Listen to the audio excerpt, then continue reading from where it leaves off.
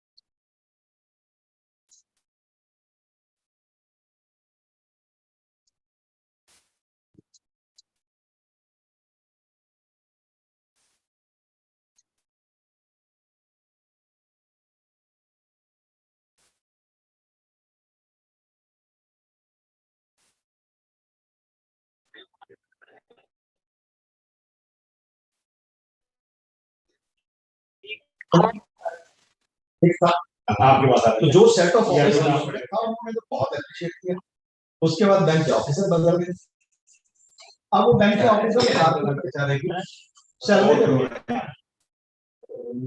ये नहीं आपको ये तो बहुत ज्यादा है। 3 साल हो गए मैटर चला हुआ है, 3 साल हो गए और 3 साल ही आपके काबू में आ रही है और आप रवैये से काबू नहीं पाते हैं।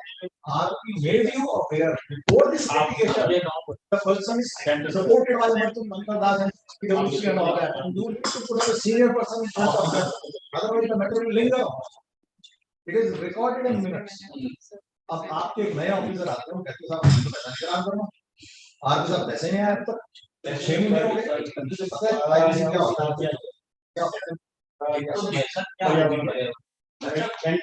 जो सीओसी के अंदर मेंबर्स आते हैं तो वही है वो नीदर दे है अपना proper understanding not they have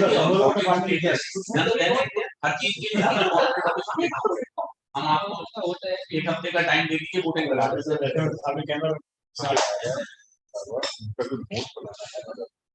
क्या पर से लास्ट पर से शॉप आप अपने साथ मिल रहा है नहीं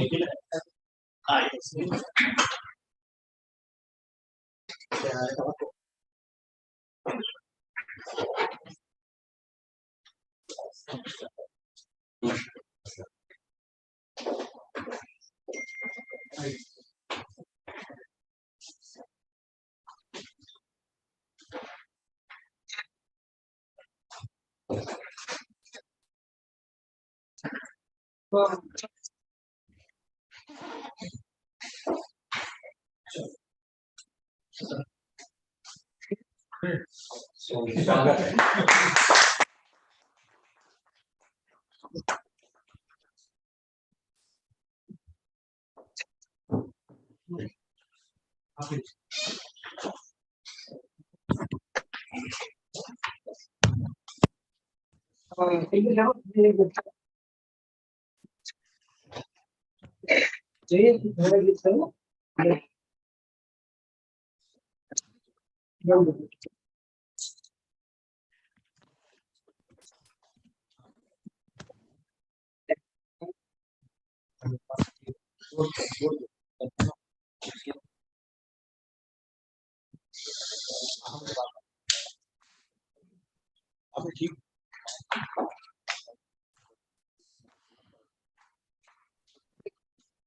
Respected Sri Mosh Kumar Shukla ji, Executive Director, my dear co-chair Mr. Karan Mehra.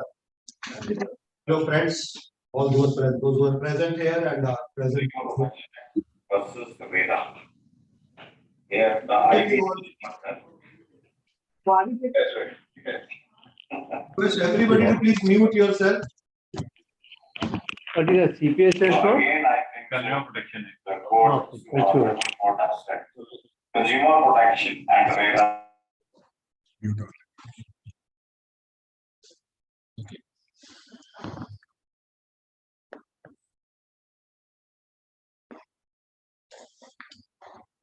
Yeah, welcome to this roundtable on discussion paper issued by IBBI on 7th of June 2023 on measures for increasing the possibility of resolution, value of resolution plan and enabling timely resolutions. Actually, time is the essence of this entire legislation. Today being 23rd of June 2023 and friends, let me share with you that 23rd June 2016, आज से exactly 7 साल पहले, I gave my first lecture on IBC. IBBI was also not a picture. Law was just passed on 28th of May 2016. President signed it, and that first program was for senior officials of Ministry of Corporate Affairs. Some of them later on joined IBBI also. So I'm really fortunate enough to have the interaction with all the IBBI officials, though even at that point of time they were not IBBI officials. And since then, we have seen this journey of IBC, 6.5 years. Because 1st December 2016, the legislation provisions with respect to CIRP were notified. And after that, we have seen number of amendments in the code. We have seen number of regulations, number of new regulations, and number of amendments in the regulations. In addition to the circulars, notifications, or clarifications which have been issued by IBBI. One thing I really admire about IBBI is that whenever there is any change, proposed change in the law, IBBI always follow a democratic and consultative process. And same is here. First of all, you will have the discussion paper, if it is the regulations, and on the basis of the discussion paper, after taking the feedback and suggestions, we will have the final resolution, final regulations, amended regulations. And even if whenever there is any change in the code, even Ministry of Corporate Affairs and IBBI both, they come out openly. Again, at that point of time, we have discussion paper. Last time we saw discussion paper in the month of February, and the proposed changes as being said that maybe in the monsoon session we might see amendments in the code to the Parliament. On the basis of discussion paper, all of us we were given the opportunity. Then now we'll be having the amendment bill before us. Again, we'll be having another opportunity to give our suggestions. And on the basis of that, a bill shall be finalized and will be tabled before Parliament.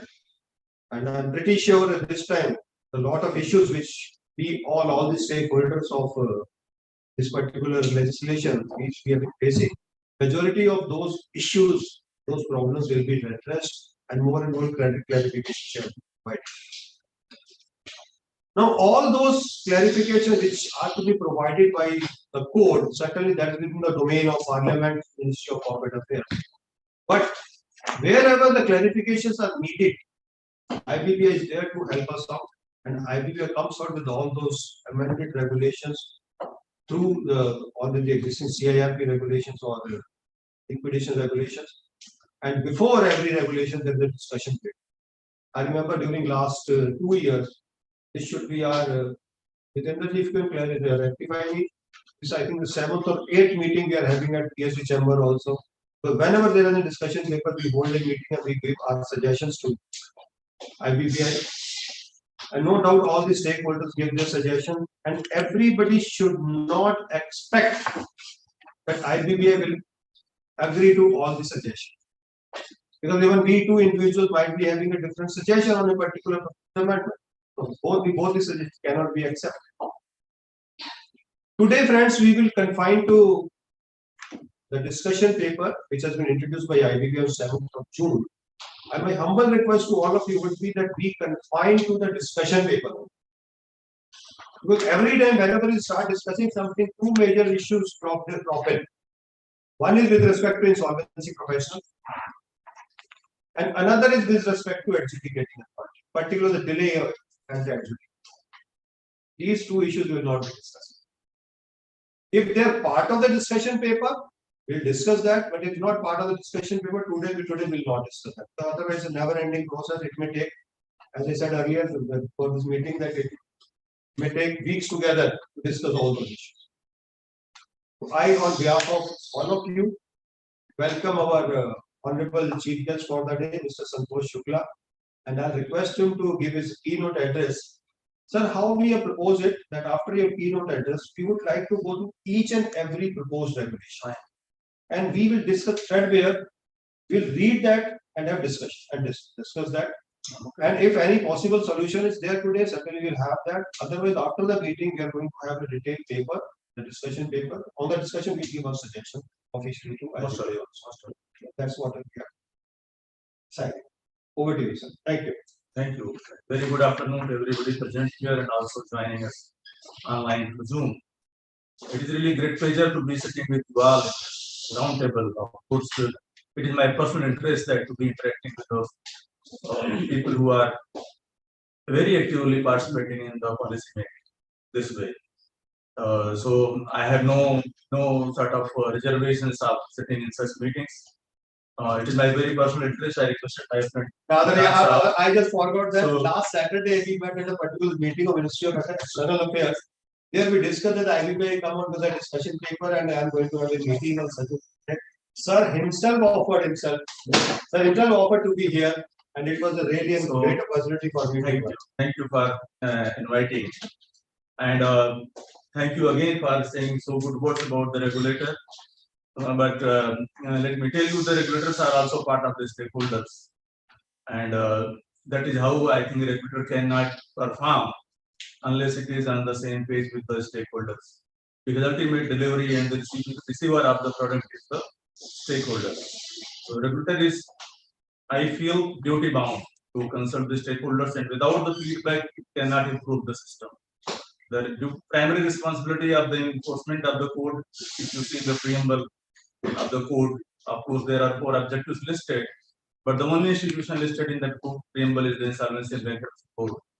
So that is the prime institution, in my personal view, that should take the responsibility, and I personally believe it has taken the responsibility to very effectively enforce the process and try to achieve the 4 objectives, which are very, very important. That is I read them different way. Of course, they are very sacrosanct.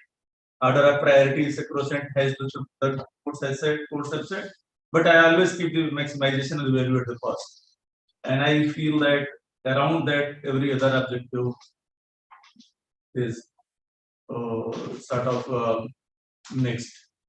So if we try to maximize the value, the other means to achieve that goal would be the timely resolution. And other outcome of that timely resolution would then be the availability of the credit. And if you are having the value maximized, there would be a better balance in the interest of the stakeholders. So that is how my philosophy is, that the value maximization is the very prime objective. And with that objective, the Insolvency and Bankruptcy Board is very much striving for. And as you rightly said, that the law itself is very vibrant, market is more dynamic, than it had been earlier in the earlier regimes. So it is demanding. So market is demanding, so regulators have to respond. And that has been evidenced. You see the 6 amendments all happening through the executive action of the ordinance. Then more than 100 regulations coming in so small time frame, more than 20,000 orders coming from the judicial forum. It is not a small thing to talk about. It is big achievement, but still I feel that much more need to be done. And as you know that the problem, any economy progresses, it also throws the problems, and we have to find the solutions to that problem. And that is how the regulator is very actively involved. The discussion papers which have been issued time and again, they are trying to address the needs. At the same time, they are also trying to ease out certain things which are creating hiccups. This paper is having a mix of all those things. And very interestingly, I think you see that it is also trying to touch upon the timelines. The timelines which are very, very important. As Madan Sahab said, that the timely resolution is the essence of the code. Code is not talking about the faster resolution, but it is expecting a timely resolution. And we should be all aware of it. It is not saying that you run fast, but it says reach on time. So if you run slow and reach on time, code is happy. So that is the only expectation code is expecting from all of us.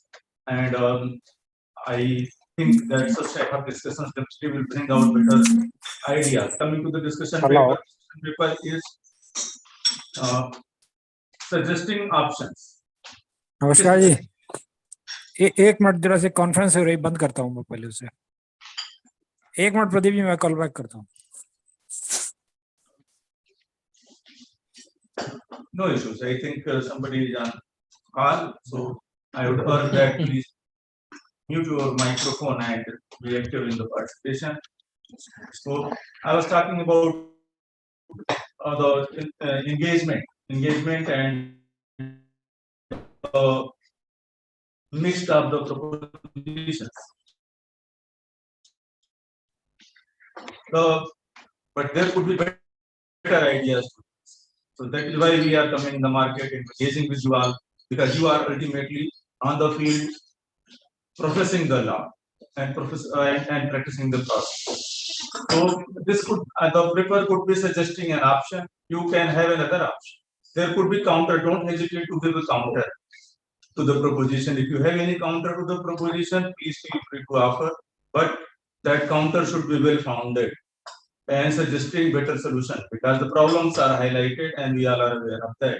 The problems are the timely resolution. The problems are on transparency, the better accountability of the management when we are asking about the personnel of the corporate debtors to be responsive to the information requests. There could be better propositions, better suggestions. Don't hesitate to offer the better suggestions and propositions if you have any. Feel free to give any idea, and I always say in any of the conference where I go that don't hesitate to give a silly idea, because anything and everything on the earth has emerged out of a silly idea. We could not have had an aeroplane if we didn't have a silly idea. We could not have had a silly idea. We would not have had an air sort of mobile phone if we didn't have a silly idea. We will not have our suit, coat, and ties if we didn't have the silly ideas. So don't hesitate to give the silly ideas, but they should be constructive, suggestive, and proactively suggesting something betterment of the system rather than pulling down without any reason. So I don't mince the word, so mind my language, but I expect all of us to be proactive, responsive, and very, very constructive in giving suggestions. We can run through threadbare as Madan Sahab said, but in that discussion, don't hesitate to share your ideas. If you feel that something better can be done, please suggest more. If you feel this is not the only way to do, this is a way to do. Again, I'm reiterating. This is a way IBBI is thinking, but this is not the only way where the IBBI could be thinking. So please be feeling free to give any other suggestions. I would be happy to receive a consolidated paper. As Madan Sahab said, we are working on the discussion paper. We have invited the entire citizenry to give the comments, but we have got good numbers so far. We will expecting more. We will consolidate them all. Madam Saab said that we are not bound by the suggestions, but believe me that we trust you and we are confident and we respect your suggestions. We may not be able to accept all. Maybe we may accept your suggestion at a later date. Maybe I may not be able to accept at all. That doesn't mean that your suggestions are bad. So please feel free to give suggestions. It is the responsibility of the IBBI to take them in a right spirit and try to implement them as far as possible for the betterment of the systems. I will not come in the way of the discussions. I will give my speech here and I will be sitting for some time and I will be involved in the listening. I will not giving any idea and the views on the paper, figured in my paper, but I will definitely be receiving your comments. So feel free to offer your comments. Thank you very much for inviting and welcome you all and please be active. Thank you so much. Thank you. Thank you for such an openness. Thank you. Yes. Whether or not I was going to for such an openness. Yes. Thank you. Natasha, with proposed resolution, the proposed regulations only, because we can't have the entire paper. We'll be discussing regulations. Now you can come to the regulation 1, that is with respect to timeline for providing information for assignment of debt. Actually, the preamble of this regulation, the proposed regulation says that during CIRP, there might be a possibility that one particular debt is assigned by one creditor to another entity. In such a scenario, when and how this intimation of assignment of debt is to be intimated to IRP or RP as the case. I would like to read this proposed amendment. Size increase हो सकता है please.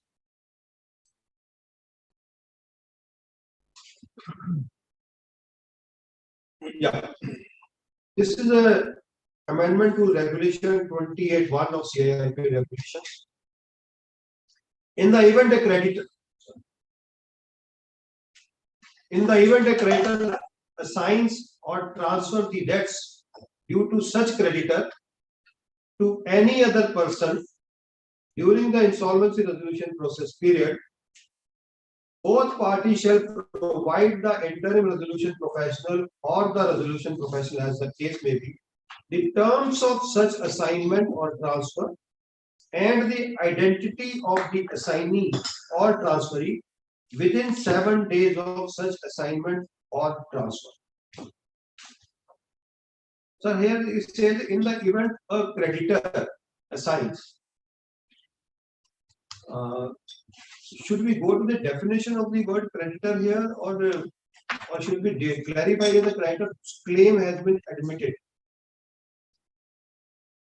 Because there might be a creditor whose claim has not been admitted. He can also transfer.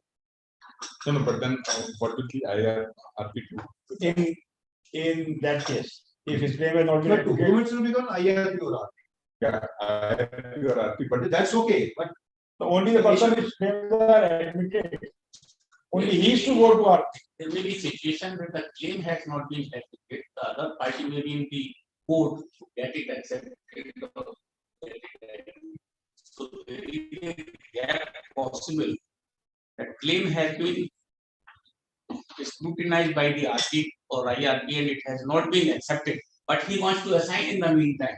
Will be problem. Or we can say a creditor who has filed his claim. Who has filed his claim. That is the appropriate. So if you see the filed his claim and whose claim either has been admitted or the process. Let's not go into those details. After filing, they put action also. So what I understand, the tenor of the petition is this, that they are referring to those creditors who are yet to file within the limitation period.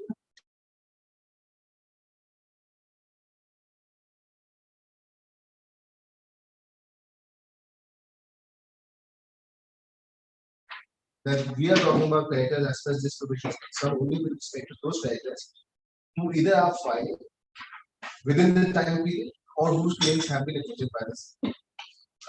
See, I would like to mention one thing. If you see that the intimation is to the IRP as well as to the RP. So once the CIRP is commenced, whether the claim has been admitted by or it is under evaluation by IRP or RP, that creditor should be allowed to assign and report it to the RP. no question should be there regarding whether the claim has been admitted or not. Yes, because it is a stage of IRP also. Yes. At IRP stage, there may be situation where the Even claim has before the not yet been- constitution of the COC, or it is under the scrutiny, that That's what I'm saying. verification. That It is, I'm just talking about those creditors who have not been Anyway, rejected. I invest all these discussions because we need to read regulation 28. Yes. Regulation 28(1) is drafted as it is, only thing this within 7 days of such assignment Yes. transfer has been that added. has been added. So let's But not there is go into already that. Let's not go into that Yes. and which creditor and. But that is already. Only thing is only the timeline has been provided, that's all, within a period of 7 days from the date of such transfer, that's all. So that is what this paper was only for the time. Ah, So we have to confine our discussion on the time. That's why I opened the board. No, because if you see the paper, sir, only the timeline has been. Yes. Now, sir, with timeline, if you see, there is an obligation on the IRP as the case may be, intimate such assignment of credit within 2 days of such change. If you So see the regulations, sub-regulation 2 says, the RP shall notify each participant and the adjudicating authority of any resultant change in the committee within days of such change. Then we need to change this also. Within 2 days of receipt of such change. So 7 plus 2 days. Yes, this is where I was coming to, that right now what I'm reading is that 2 days from the date of change assignment. It is not about change, it is about intimation of such. Within 2 days of receipt of intimation of such. Intimation of such assignment. It can't be the 2 days from the change. Yes. The change is already happened. Exactly. That is my point. My so it first. should be 7 plus 2. Yes, I'm just- There is one more aspect to it. So RP is receiving claims in routine. He's not so now, where from this word 2 days have come.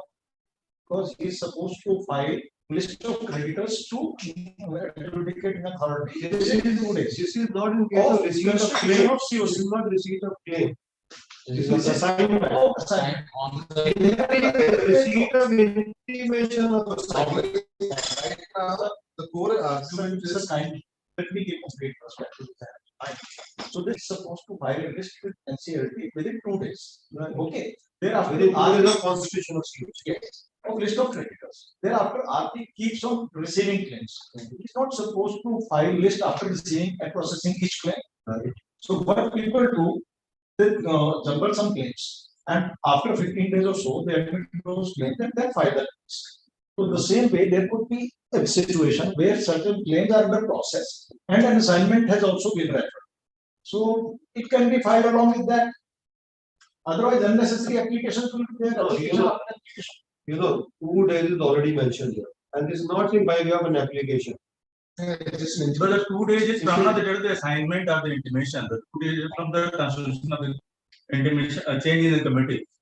Yes. The 2 days from the date of the change in the committee. So every admission of a financial creditor constitutes a change. It is 2 days. Yes, so within that 2 days. Resultant change in the So COC. farming days. Then we change the. So basically what is happening is that you keep on receiving the claims, you admit it, and once you change the constitution of the committee, then It should be clubbed with that. Otherwise, after everything, there will be an application, and application.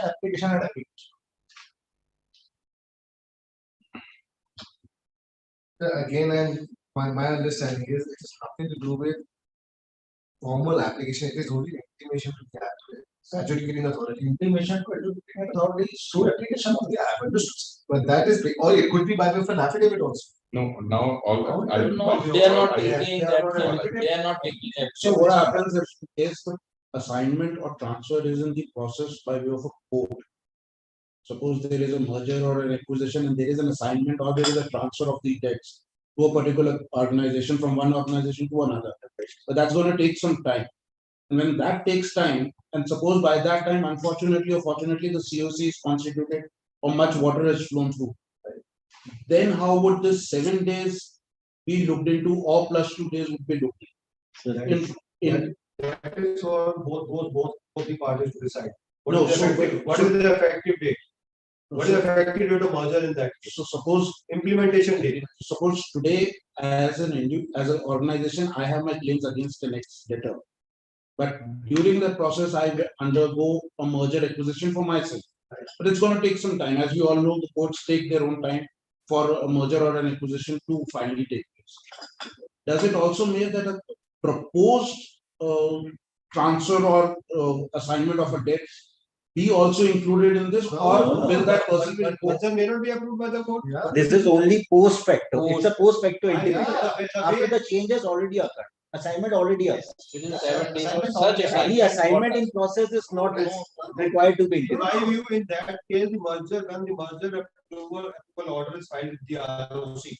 That is the implementation. That is Can we read the preamble to this amendment?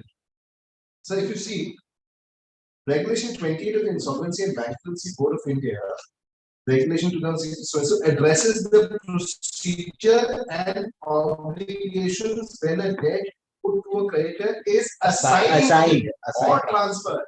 It is this duty of intimation arises after the assignment of the transfer has culminated or has fructified. It has nothing to do with during the pendency of the process to get over. So all I'm wanting to look at is that suppose a transport company assumes a debt, will it be in a position, will it be in a position to raise its claim before the IRP? Or will that, how will that situation be looked at? It's only on the. Not at all. Or until again, there's a proposal, no? It's a proposal. No, I'm saying, what I'm saying, so suppose you have a claim against me. Right. And you go to Mr. Shukla and you have already made a claim against me. And in the process, you've also gone ahead for a merger. Right. So your claim, would it be deemed to have been transferred thereafter, or whether the IRP will take that? No. That is his internal prerogative to see This how regulation will not trigger at that point. So the 7-day period will not apply. No, not at all. that is his internal prerogative to see how this internal merger will impact his assignment. Come back to again the time period, which is the focus of this amendment. Yes, the time period is 7 days, but it has to basically align with the 2 days integration by the IRPRB. Now, suppose 7 days not 2 days of such change is already there. Let's see 28 point. Yes. In the event of the creditor assigns or transfers the debt due to such creditor to any other person during the insolvency resolution process period, both parties shall provide the interim resolution profession or the resolution profession as the case. The terms of such assignment or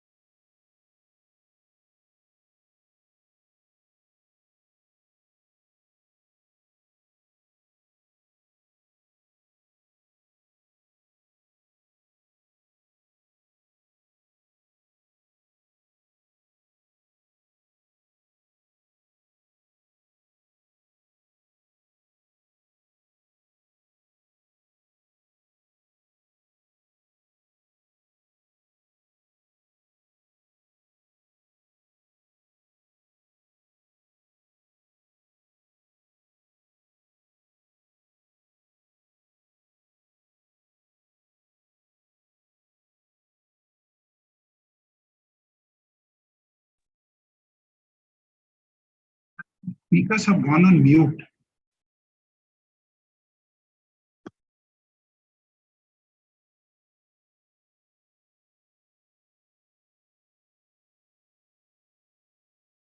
Excuse me, there is no sound that we are getting.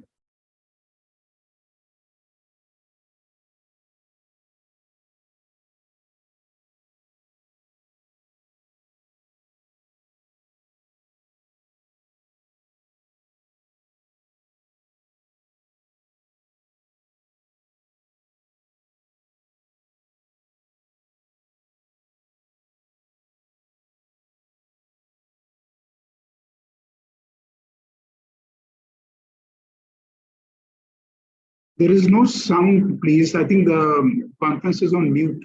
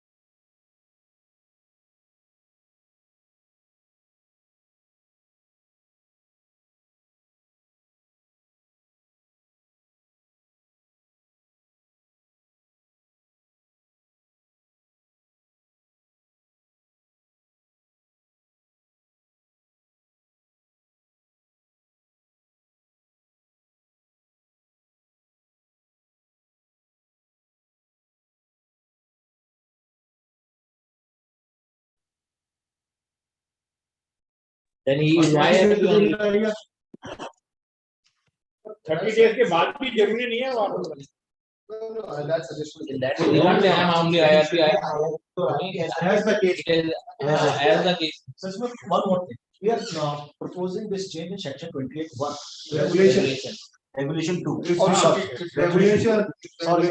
My okay. Next, But going to that, you don't have a problem with 70. no problem. Only because it's IRP or IRP may be added to them. Yeah. Next. Take the next, please.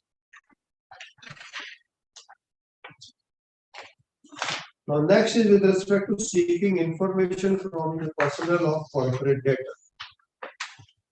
One of the most controversial issues. Yes. Every IRP or RP is really finding it very hard to get the information from the director, the management, the auditors. Day in and day out, section 92 applications are being filed. And many times we have seen that plan has been approved, but the 92 is still pending. Or 92 is being dealt with at the time of approval of the plan. By that time, the much water has already flowed. It means in that scenario, the IM has been prepared without information from the management. RFRP has been issued. Valuation report has been done, has been prepared by the valuer without information. EOI is there. And the resolution plan has also been submitted in absence of such information. And COC is also approved as a plan in absence of such information. So we need to tackle with that situation also, that is very troubling number of items. And you're coming to this now. It says the title is seeking information from personal or corporate data. It is proposed that regulation 3A shall be added.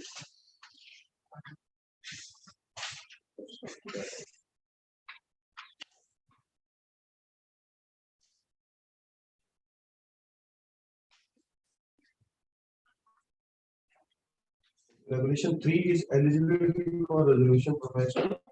Now we are adding 3A, right? Handing over and taking over of assets and records. So dealing with both, handing over and taking over. It says the personnel of the corporate debtor, its promoters, or any other person associated with the management of the corporate debtor shall provide a list of all assets and records while handing over the control and custody of assets and records to the interim resolution professional or the resolution professional as the case may be. Number 2, where such asset or record has been handed over or such list has not been provided. Sorry, where such asset or record has not been handed over or such list has not been provided as laid down under subsection 1. Subsection.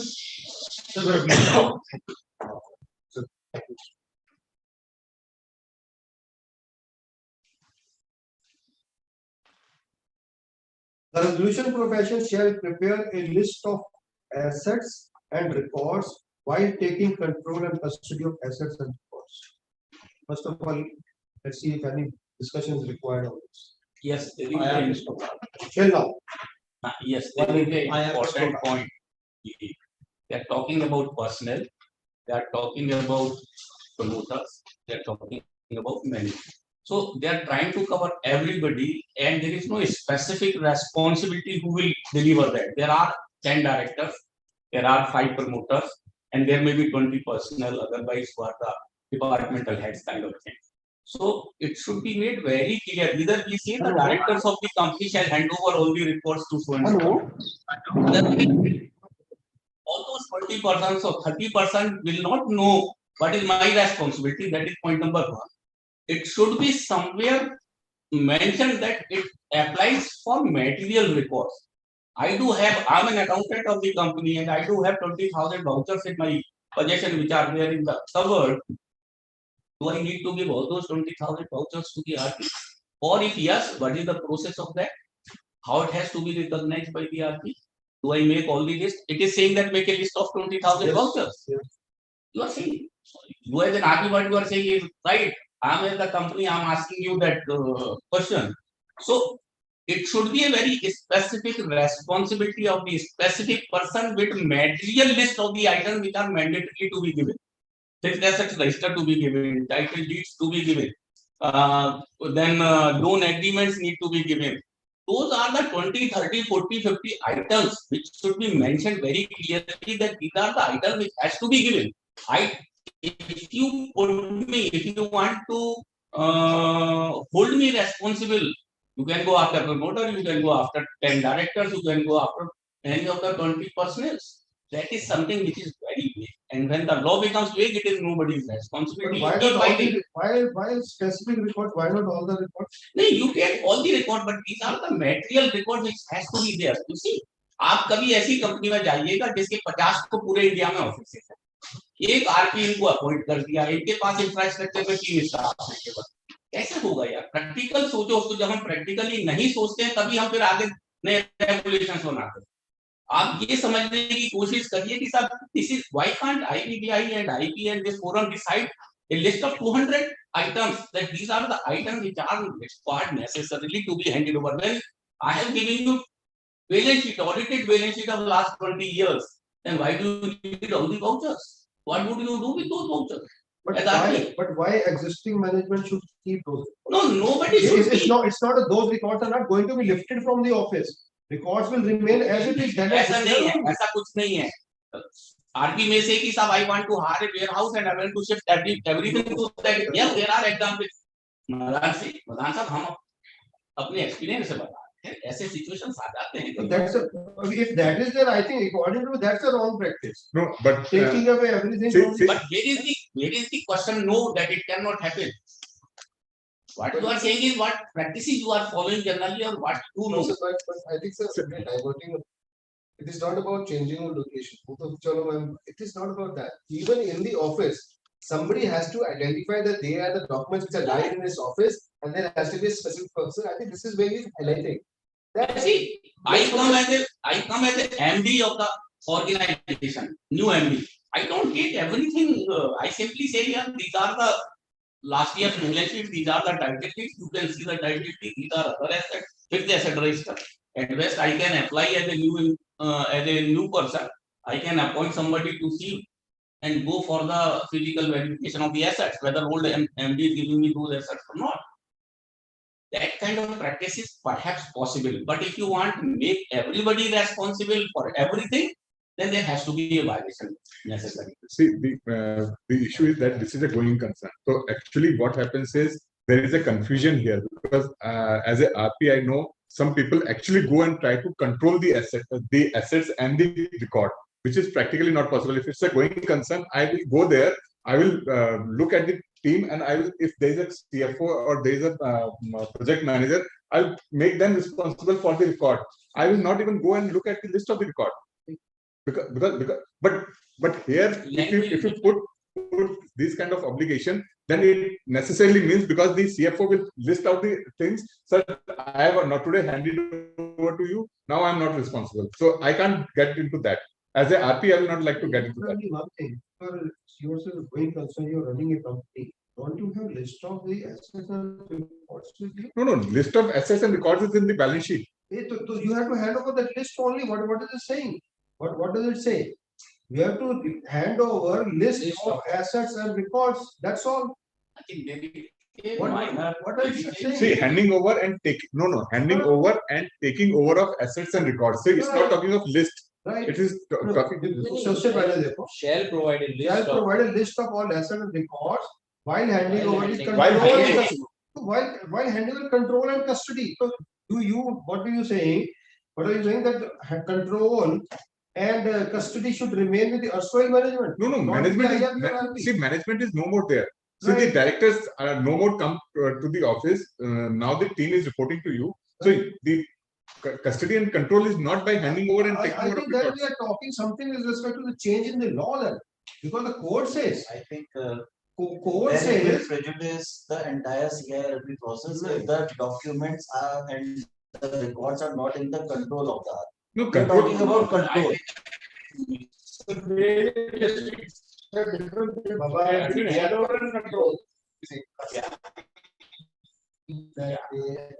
No, it's not physical taking the custody or something. Controlling doesn't mean that the responsibility has overshare over you, or they have abstained from the responsibility. That we are no longer.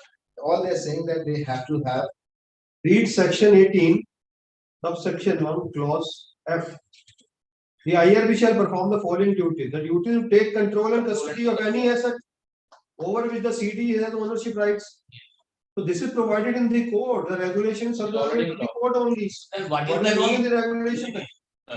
Then what is the need of this regulation, new regulation? What are you going to achieve out of this? Let's read it. Let's read It has something. It has something. So actually, the impact of this proposal is later. Yes. Further down. Let's read it. The next. So clause 2 में I think the resolution professional के साथ IRP should also be there. Sir ये तो सारे regulation देखिए कि अगर एक सब रेगुलेशन में IRP लिखा तो उसमें नहीं लिखा Actually, 4 पढ़िए, which should be actually first. Definition of requisition 4 में पढ़िए जो लिखा हुआ है. The RP shall. This should also be IRP scope. The RP shall requisition from the personnel of the corporate debtor, its promoters, or any other person associated with the management of the corporate debtor, as the case may be. The assets, or any other, as the case may be, the assets which are recorded in the balance sheet or in any other records referred in subsection 18(1)(f), and whose custody has not been handed over. Certainly, he will be seeking a requisition. He will be making a requisition. Please hand over these assets to me. And then 5 says, the RP shall requisition from the personnel of the CD, promoters, or any other person associated with the management of the CD, as the case may be, the information relating to the assets, finances, and operations of the CD referred to in 18(1)(a), and which are required to be maintained by the CD but have not yet been handed. And then 6 says, any application under section 92 of the code by IRP or RP as the case may be, in respect of failure to provide such assets or records as requisition under subsection 4 and 5, shall be accompanied with the notice of such requisition and demonstrating the absence of such asset and record in the list of assets and records referred to subsection 3. I think the whole effort behind this proposed amendment is that there should be a consolidated list, and all the assets and records should be in the control of the IRP or RP as it is decided. Please. Is this sequential to what if this does not happen? A person, IRP, approaches the organization, requests for an asset, the asset is not forwarded, then what is the outcome? What is the 92. That's what is written. See, the idea is, It's regulation, regulation 6. Yeah, that is the correct. idea is to support 19.2 with such list or with such regulation. Yes. See, yes. actually, Yes, actually, Right. the That is the way. 19.2 comes into the picture where the regulation notice is not See, compliant. it is just to stop the blame game. But Then the 19 RP says that I have not received. As per management gives the documents in the adjudicating authority, then we have handed over. That is the practice. Yes. That is That's the so- practice. Management comes to say हमने दे दिया. so in I have that to डांट पड़ situation- जाती है बेचारे को. Just to evidence that what has been received and what is given. Correct. Correct. Point is this, simple as that. This is basically putting on record before the adjudicating authority that the requisition for an XYZ document or an asset was given. The notice was issued and served. Notice has not been complied with. This is an information. So Thank you this much. can be restructured in that way, what you are saying. That there has been a requisition made by the IRP or the RP to the management or promoter or whomsoever. So he will put a name that Mr. Ashok Kumar will please provide me all those things as the MD of the company. Sir, my views may be little biased because I represent the company and not the IP community for the time being. So there are diversified views. You give a notice. I'm representing lawyer committee or representing the directors and IP. Very right. There should be specific responsibility. So there has to be a specific responsibility that Mr. Goyal, you are the erstwhile or you are the current managing director of the company and please provide me all those things as per the villages. Important points, title deeds. Many banks at the end of the resolution process, they say we are not able to find the title deeds. That happens, sir. Practically, I have asked from my RP, please give me a surety that you will deliver me the title deeds. And he says that I can't give because they are in the No, not. I'm talking of the RP. RP आपको क्यों देना है sir जैसे कि आप मेरे से बहुत सारे श्योरिटी मांगते हैं कि समय आपका आरपी आता है I ask RP that when I will be making the payment please ensure that I get the title deed he says no you talk to the COC अच्छा you are director of the CD as well as RA. No हम दोनों तो हो नहीं सकते यार दोनों कैसे हो सकते हैं हो सकते हैं RA हुआ ना भाई मैं पहले दोनों को अलग अलग मान करके चलो एक मिनट को दोनों कैपेसिटी में बात है तो आप आरे हैं आरे कहता है कि साहब मेरे को आप ये श्योरिटी दे दीजिए कि मैं आपको एक्स अमाउंट दूंगा मुझे सारे डॉक्यूमेंट मिलेंगे कई बार नहीं होता है वैसा and there is practical problem anyway we are diverting on that different point my request is sir is to support that sir I'm requesting that let there be a requisition of the items whatever is required and it is the specific responsibility of that person to either give or cause to give all those records from whomsoever he has or otherwise give a certificate that these are the documents which are not available and witness both of them. That is what the requirement should be. According to me, the IRP or RP does not know who is the person who in is the charge. person responsible. If just a minute, if there is somebody, he'll approach him only. But if nobody is responding, there is a definition of officer in the company that to write all the 6 names. That's what he does. That's what when he files 19.2, he does that only. But 92 क्यों file करनी पड़ती है? Then he's not getting the required information. Otherwise, this provision has come in picture where the required requisition list is not followed. Yes, that's it. So, Karanji, my point is that when we are amending the law, we try to make it simpler and more clarified, not to keep it at the same level where it's so already basically, what I understand your suggestion is that if we come back to sub-regulation 1, you want a specific personal with a designation, which should be approached by the IRP or RP as the case may be. There is a definition already given of the officer in the Companies Act. They say the managing director, the whole-time director. In case there is no managing director or whole-time director, then any other director or the CFO and other. There is a definition. So right to anybody is that sequence. Well, sir, according to me, I think 1 or 2 of these IPAs, they have come out with the best practices. And the best practices, whom to be approached and what the document list of the list should contain, what are those documents, that is already mentioned there.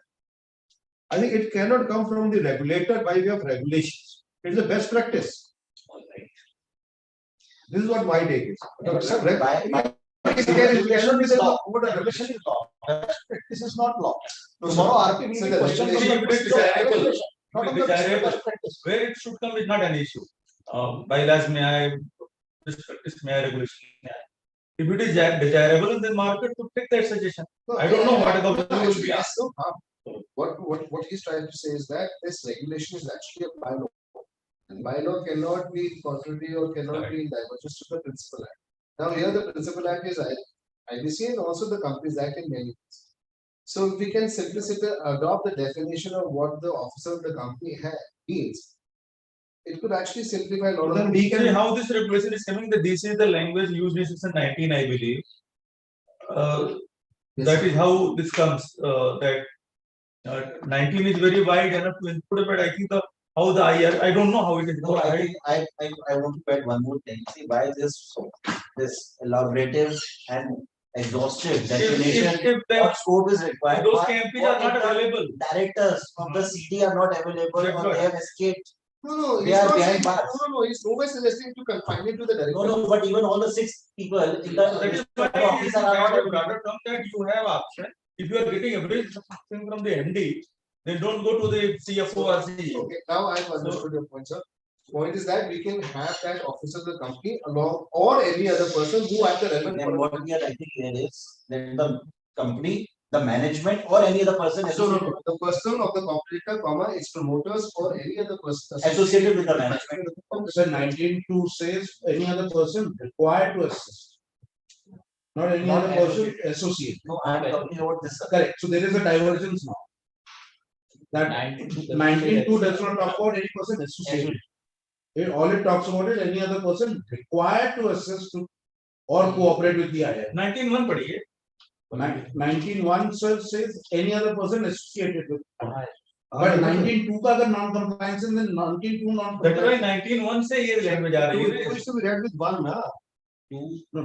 2 में बाद में जाइए. 2 में किसके पास जाओगे application file करने वो बात तो करते हैं. तो सवाल You forget that. You write, read 19(1). There is an It application says procedure. possible of the corporate debtor, its promoters, or any other person associated with the management of the corporate That is debtor what it is written. shall extend all assistance and cooperation to the IRP as will be required by him in managing the affairs of the corporate debtor. So they have taken this language from that. You have your give your views on that. Simple solution. If we start this by its promoters, not by personnel of the corporate debtor, and we change the sequence and we put the personnel of the corporate debtor at third place. No, that's okay. वो suggestion दे दीजिए. That I agree with. But give all that what suggestions is emerging. You write to us. We will Promoter, any other person associated with management, then this is a hierarchy or priority coming out of the corporate debtor or the personnel of the corporate. मैं चाहता था बैठना. Actually मेरा idea था कि अब जल्दी शुरू करो. साढ़े चार शुरू कर दिया हमने. Sir, exact sir. That's not point. Point is मैं सोच रहा था कि हाँ 2 बजे से शुरू करेंगे 2 घंटे बैठ. आप अपने suggestion में 2 घंटे कर देते हैं तो हमें कोई दिक्कत नहीं. चलो थोड़ा और बैठ लेता हूँ. अब I think let's move on. Promoter से शुरू करके पर्सनल को पीछे कर. So sir, आपकी जो ज्यादा समझाएगा. आपकी principal suggestion क्या है sir? Principal suggestion ये है that the IRP or RP should ask from A specific designated from a specific person मैं or a set of एक person. indicative list हो जाए. एक indicative list बना दो तो उसमें information item की किसी को क्या है. You start with its promoter. So you can ask its promoter. एक indicative हम proposal है, एक indicative list हो जाए किस से मांगनी है प्रायोरिटी में कौन सा रिकॉर्ड मांगना है. And that way inclusive list. क्या material records required to Inclusive list हो जाए. हाँ प्रायोरिटी में दे दीजिए. ABCD must. जब एक section डाल रहे हैं, the personnel of corporate debtor may be put behind the managers. जैसे हम आता है ना उसमें the resolution plan shall include. Shall include. हाँ. तो एक indicative list आ गई. That's the minimum requirement. Minimum criteria. जब ये सेक्शन स्पेशली दे रहे हैं, Next sir. एक चीज मैं आंसर करना चाहूंगा. अब सर नहीं सर को भी जाना है. ठीक है ना सर? सर के जाने का भी ample time चल. बाकी डिस्कशन है. सर के होते तो जितनी है मैंने तो उससे डिस्कस सर हो रहा है ना, otherwise तो pending ही है. इंटरेस्टिंग है. अच्छा आप लोग डिस्कस कर रहे हैं. ऐसे ही करते हैं. Yeah, modification of time for submission and consolidation of claims. Very interesting. Sir अभी तक क्या हो रहा मैं है? क्लियर करूंगा अगेन मेरा पॉइंट जो मैं फिर कहूंगा. ये 4 सजेशन या 5 सजेशन जो आए हैं इसका ऑब्जेक्टिव लिखा हुआ है इंट्रोडक्शन में. तो 9 सजेशन जो भी है वो आप 12-13 भी कर सकते हो. आपको लगता है Very बेटर कुछ और कर सकते हैं इस सब्जेक्ट में Very तो भी suggestion दें। very, very. And now this deals with majority of the IPOs facing this issue. Certainly, first of all, you have a 14 days timeline to receive the claims. Then there is a timeline of 90 days. जिसमें confusion है कि claim with proof. And even हम सबने everybody accepted कि 90 days second. Within 90 days जो भी claim आएगा लेते. What is going to happen after 90 days? Earlier, there were number of judgments from principal bench NCLT. Even if you are receiving any claim after the expiry of 90 days, please consider it. Number of IPs are filing applications and left and right, not done. Why you come to us? But because of the recent judgment, also RPS infra or KD developer? KD developer. After 90 days, you cannot advertise. KD developer. KD developer. That is RPS. That is RPS. That's what. ये तो पूछ रहा था आपने RPS infrastructure में दोनों तरीके के कंट्राडिक्टरी जजमेंट इशू कर रहे हैं सुप्रीम कोर्ट नहीं and RPS infrastructure if RP is receiving any claim after 90 days he has no authority to consider that claim. Mandatory किया दिया उन्होंने अच्छा मित्तल साहब गए अभी मित्तल साहब एक कंपनी में RP आप the legal adviser no it's a real estate case after expiry of 90 days number of claims received by him from the home buyers. He asked me what is to be done. RPS comes into picture. You can't do anything. Okay, to help all these late claimants, do one thing. You hold a COC meeting. Let there be a discussion. Let COC authorize you to file an application on behalf of all of them, so the delay can be condoned. He filed an application. I filed an application on his behalf. What is the done for again? We don't have any locus to come to us. What RP has to do with this? Why have you filed this application? No, you were an authorized, you were a, This is okay, but why RP has filed an application? Why RP has no locus at all? no, that's where I'm coming, sir. Right now you said that you recommended and legally advised him that COC should authorize the RP to file an application on behalf of COC. Right. So when you Not on behalf of COC. on behalf of, sorry, on behalf of the buyer. COC suggested RP that if he files an application on behalf of all those claimants who have filed their claims late. So we filed an application. I'm saying that application is not by an RP in his RP capacity. That's application is by an RP as an authorized representative. No. There was cannot do no authority from the claimant. Just to reduce burden of the court. Just to reduce the burden. Okay, this application is filed. Just to reduce burden. Now the bank says either will dismiss it or will withdraw it. Incidentally, the clarity is provided in that order that you don't have any locus.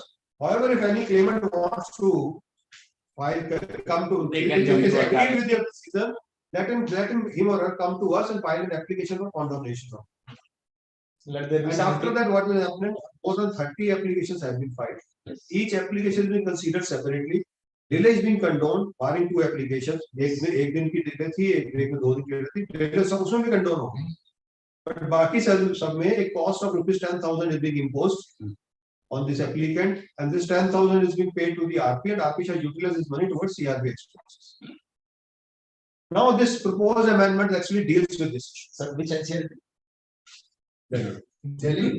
ये अब इनका purpose है कि bench बता दो, bench नहीं बताने वाला.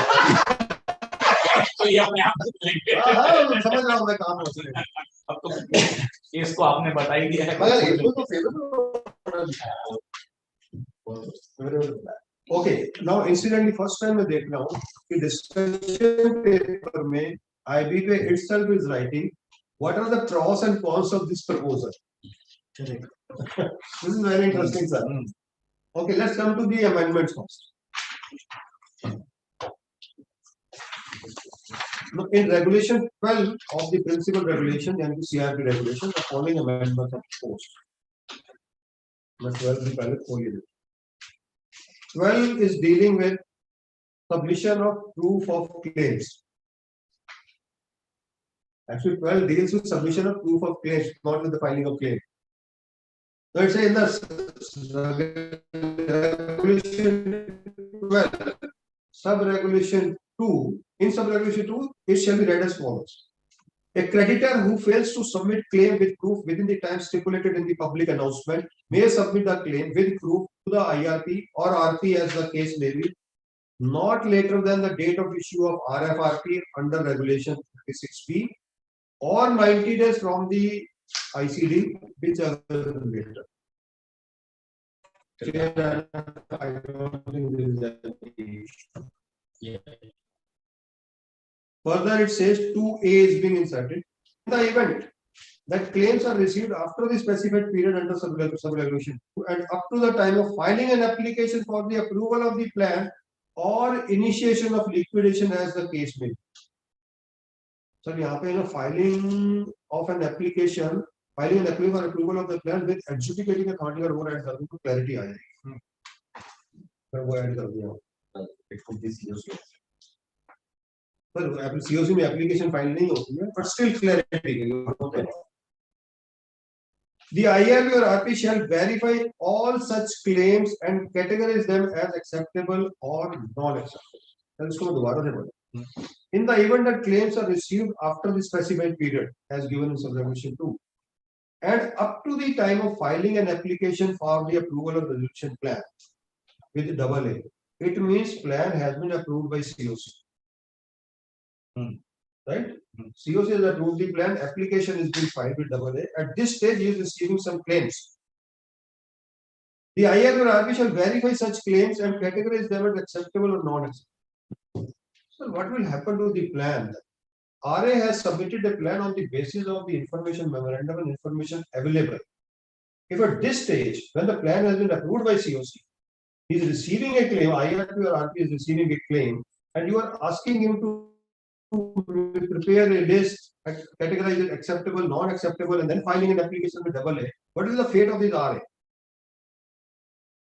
He'll have to modify his plan. If these claims are admitted later on, say by adjudicating authority, the plan may not remain viable. Plan may not remain viable. So the new voter may say he will like vote also. Yes, he will say, okay, I'm revising my plan, let it go. COC गई, okay, we consider it again. Suppose अभी तक bank से 10 crore में मिल रहा था. Now because of this, वो plan change करता है, बैंक से 9 crore में मिलता है. बैंक से sorry, we'll consider it again. Obviously. You cannot make the change, make amendments in the approved plan. Moreover, when COC considers again, it is again filed, and during that period again there could be claims. That's very valid. That can go into vicious cycle. That is vicious cycle. Yes. और जिनको आप छोड़ो जो नए Clement आएंगे वो बोलेंगे हमें तो वोटिंग का राइट ही नहीं मिला. एक बार आगे पढ़ लेते हैं सारा, तो जैसे correct यहाँ पे खत्म हो जाए. Still let's see. 2B inserted. The claims categorized under sub-regulation 2A shall be submitted in an application to the AA on behalf of creditors. On behalf of the creditors. Now, currently you said rightly, on behalf of the creditors, not in the capacity of RP. Correct. On behalf of the creditors. The application for consolidated claims. Now, if you say on behalf of the creditors, does it mean he needs the authority from the creditors? No, We always have the like even lawyers. Whenever we file a claim or a petition, without authority, how can I file? Exactly. You have to. So he is representing under the authority from. You need an AR. No. These creditors, their claims have not been admitted so far. They are pending for admission. Yes. They are pending for admission. These claims have been per se admitted by the IRP or RP, but only for the seeking condemnation of delay. See, I tell you, what they are envisioning is to the fact that you are filing an application for condemnation of delay, it is presupposing acceptance and admission of. That is already in 2A. Acceptable. Just a minute. It's a 2A का last part. Acceptable The IRP stroke RP shall verify all such claims and categorize them as acceptable, non-acceptable, or non-acceptable. Yes. We are filing an application on behalf of those also whose claims are not acceptable. आगे बढ़ते हैं. No. You are filing condemnation only for acceptable category. पूरा है. Claims categorized under sub-regulation 2A shall be submitted in an application to AA on behalf of the creditor. The application for consolidated claims Filed before AA shall be presented in two parts, correct. One part containing claims that are acceptable. For confirmation of the continuation. delay So continuation is only for and acceptable claims. another set containing claims deemed unacceptable by the Yeah. RP and contested by the claimant. Correct. before RP. And then this For provision says, adjudication by the yes, sir. So please understand, sir. When you are filing a condemnation application, you are presupposing admission. And because you are the IRP or RP, as the case may be, has agreed to accept the claim, therefore he's filing a condemnation Then we need application. to provide a clarity, then he will file an application on behalf of those creditors which were acceptable, whose claims are acceptable. One C, first three, I did. Two C, I did. What this application is, application is a composite application, right, comprising of acceptable claims and non. First of all, let's have a plan. Right. Understood? Now, for the purpose of acceptable claims, they are saying you have to file a condemnation application. With respect to non-acceptable, all you are doing is intimation that fine, I am not accepting because of this reason, and now it leaves upon the creditor to file 65 or whatever remedy they have to challenge such a rejection. That is what the provision is. Let's read 2B first, again, 2B again. The claims categorized under subsection 2A shall be submitted in an application to the AA on behalf of the creditor. Full stop. अब ये application है which will comprise of both the list, acceptable, non acceptable. Now let's move. No, but I agree with that. But it says on behalf of the creditors. The creditors. Why should we say on behalf of the creditors? Would I it think be it should be amounted removed. to by operation of law? There is no authorization required. According to me, it should be file an application. Better, I'll tell you, sir. not on behalf of the I'll tell you, creditors. sir. I'll tell you. Now I'll give you a logical answer. Correct. Now, if I go by your analogy, then I don't have to file a condemnation also. The fact that I am filing condemnation, it is provisional admission, it is not confirmed admission. The admission of the claim will only happen once the condemnation is allowed. And that's why it is on behalf of the claim. Are you getting my point? Very right. Till the time your condemnation application is not allowed by the applicant, It's not admitted. it is provisionally accepted, Yeah. but not admitted. Provisionally verified. Accepted. Let's use the word. Verification is not provisional. Verification will be final. That's what I'm saying. It has been accepted by the IRP or the IRP as the case will be, but not admitted because that is subject to the order of the AA by way of allowing condemnation.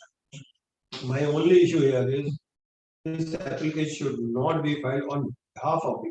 Then you simply mandated that he shall file an application before the double. That's all. But sir, claim to creditor he file कर रहा है ना. For a creditor who fails to submit his claim, but how can you say कि मैं then on behalf of whom you are filing that? Who fails to submit his claim on time, यार? Yes. Time को बस miss करो. Time को तो नहीं miss कर रहे. My social task, if this provision is basically giving the power and subject to suggestion from all, this provision gives a power to IRP and that's a argument. To discuss it. Yes. This provision gives a power to IRP or the RP as the case may be to accept even a delayed claim. I am saying, sir, this whole agenda of this paper is to expedite the process, reduce the time, and if I may correctly state, reduce the intervention of the court. Right. Correct, sir? What my suggestion would be, I mean, subject to all the experience people we have on this board right now, that if I am giving power, if this amendment, proposed amendment is giving power to the IRP or the RP as the case may be to accept the delayed claim, they should also be given power to condone it subject to the appropriately in terms of having regard to the facts and circumstances of the case, because condemnation delay is not an adjudication, technically speaking. If you're giving a power to accept it, why not let's cut this to another layer of application to the adjudicating authority for condemnation and let the IRP only condone it and finish it off. But then it will No, but in that case, it becomes the open game. In that case, it becomes a never again process. Then that will further, I think, encourage 665 applications that it was not rightly done and all those things will be. No. Sir, please understand. IAS will be increasing. Somewhere, some order or direction or procedural direction should have to attain finality. Until unless you give finality to certain administrative orders also. I would call this as an administrative order rather than an adjudicating order. So administratively, he's been allowed to accept the claim, but now you are saying no, but you still then I think I'm not suggesting anything, but then the better would be that you extend the time further. Yes. No. Yes. Yeah. No. Rather than giving case basis. No. With all due respect and humility, sir, you have to have a cap on a time. Otherwise, this will never go. I'm not saying make time without time, but extend the time. Anyway, we are proposing to extend the time. RFRP लिया ना, अब तो आपने उस दिन तक कर दिया जिस दिन एप्लीकेशन फाइल हो रही है प्लान उसको सी No, not for the creditors. Not for the creditors. That's for the application, sir. This is for the delayed. No, sir. This time limit of until the filing of the application for the resolution, application, approval of the plan, it is for the filing the application.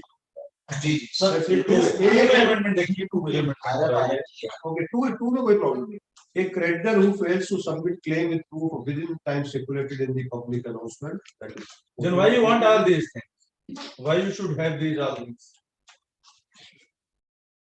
If the timeline is extended till that period, till which period sir whichever is later 90 बस yes exactly अगले वाला तो बहुत लंबा time दे दिया sir There should be a definite time. in the event that claims are received after the specified period under some regulation and up to the time of filing an application Filing the application should not be there. It should be before putting up final plan, comply with before. That you keep the time limit confined to only regulation. RFRP. Subregulation 2 that's it. all. Then 2A should only state that IRP shall verify all such claims and authorize them as that acceptable. will not be said. It is the duty is already the court. Verification, verification.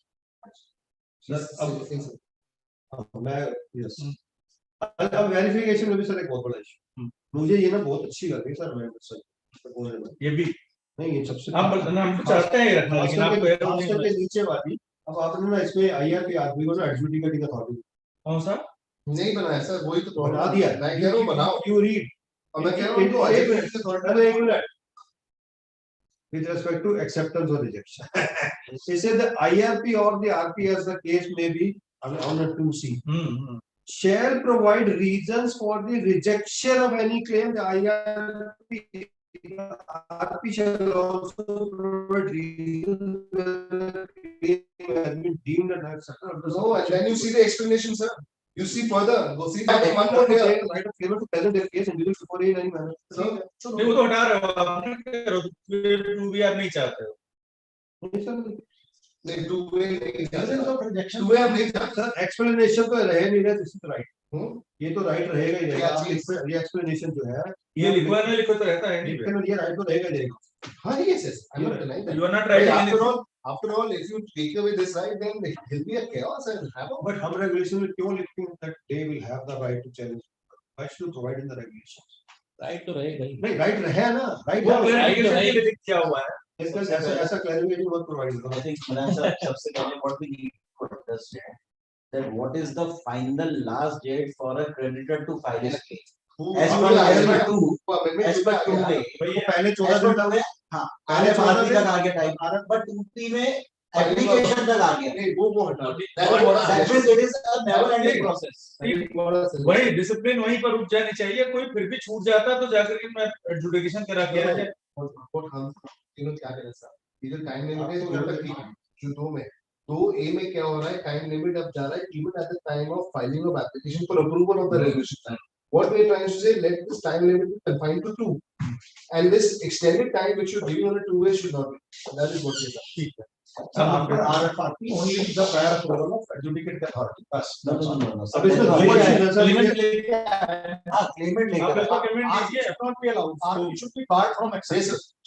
थोड़ा reason भी दीजिएगा इसको कि why you want this to remove और दो issue sir इसमें बड़े परेशान हैं बट उसमें परेशानी फिर भी बनी रहेगी कि COC is approving the plan and somebody is going to NCLT for getting the payment. You can't stop courts. You can't stop courts from giving this. उसके प्लान में बड़ा सिंपली लिखा है this plan has been prepared on the basis of the information provided IM as well as the PDR Yes. that's all Otherwise the R is always in the कोई old cut off one. Date तो होगी, यहाँ तो cut off date Ultimately, by virtue of these provisions, the resolution plans getting jeopardized. Manan Sahab is It will absolutely go right against the resolution, sir. that the limit is the If extension we of provide limitation. up to the date of resolution, Extension of limitation should only be confined to request for RFI. That's it. It should end there. After And that, that if is you the are last going date. till the filing of the, then you are actually Then sabotaging. you are actually that No, means no, no, sabotaging the plan. we are scaling the resolution applicants. That is sabotaging. I'm telling you, sir. That's the word. We are sabotaging it. see, ultimately the final limitation has to be. But this two ways. After which the creditor is not awakened, will I have have no not right applied my mind before any authority. आप लोग print दो. The issue is. First one is fine. Perfectly fine. And subsequently, उसने अलग से मुंबई को आप late भी होगा तो भी आप बात नहीं कर सकते, नहीं कर सकते। government will cross class में अभी लिखने जैसे को हमें इंदिरा बनर्जी so ने that कहा सुप्रीम कोर्ट में बात नहीं कर सकते। all of them. This time period is not set to find. So that means तो उसने भी सुप्रीम कोर्ट never ने भी ending कह दिया process होगी, time Chennai bench time of ने process. मैं डिस्कस करता हूँ, इंदिरा बनर्जी की डिस्कस करता हूँ। अभी दो मैटर्स में क्या हुआ सर? अगर 3-4 मैटर है ना ऐश्वर्या, हमारे 3-4 मैटर। एक केस में commercial tax department has filed the claim after 912 days. More than around 3 years. Within 3 years, under 65 days, the plan has been filed with the government, and that's pending there. अब उसके 2 साल के बाद ये claim file किया जा रहा है कमर्शियल टैक्स पर। आरपी के पास है, RP has rejected. I cannot consider it. Merit में तो जाएगा ही नहीं, मतलब considering. Now this commercial tax department files an application before it. Adjudicating authorities of state of Bihar का कोई केस लेकर आए हैं वो, they say that government, there is no timeline for government departments. They may file their claims at any given point of time. In insolvency. Insolvency, sir. Because of administrative. But that time insolvency code was not there. How can they? वो उन्होंने कर दिया, वो कह रहा that's still applicable. दो cases में हो गया, one while Indore bench, another while Delhi bench. आप भेजिएगा जरा. And incidentally, judge is the same both the cases. So has it been challenged? अभी challenging हुआ. And now it is very common in particular sir in case of EPF. They are filing left, right, and center, and the adjudicating authority is sorry you cannot. I got one EPF of Another issue. Now coming to Mrs. Indira Banerjee. In Rainbow Papers, it is written that government departments need not file the claim. Yes. The Rainbow goes to that extent. Rainbow में They need not file the claim. वो तो वहाँ तो डांट पड़ लिया ना, IRP और RP should have included the claim as per the books of account. Yes. तो अगर ऐसा है तो please clarity should be provided. IRP RP को जो कहेगा वो कर देंगे. बिल्कुल But the clarity should be there. It means no, those are the claims which are as per books but have not been filed. Should be considered as per books only. In one judgment, that is also Again, books of account are not updated. They're 5 years old. How to consider those claims? Are not prepared. Sir, this is the government in the Rainbow. Not updated. Sir, ये बताया है. Review में है. Rainbow तो review में. Not a good judgment. Not at all, sir. Not at all. Sir, IBC खत्म हो जाएगा अगर Rainbow continue रहा तो. This fact है. Rainbow is like. But review So the EPF also करना पड़ेगा. I would have loved to be here. Very good brainstorming happening, but I'm sorry I will have to go. कल फिर बैठ जाए. कल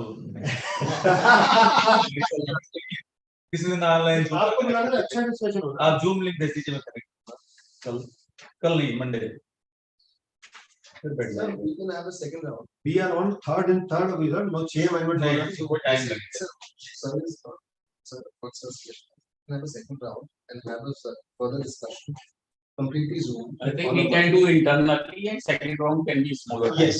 तो आप लोग आप डिस्कस कर लो और अपना एक फॉर्मुलेट कर लो जो भी हो. I have no view on this. Whatever I'm expressing, based on the curiosity to express. तो हमें हमारी डेट एक्सटेंड कर दीजिए 27 तक. क्या कमेंट की देखते हैं अभी अनऑफिशियली आकर कमेंट तो आप कर देंगे जो हमने लेके आपका वो अलग बात. ठीक है, बट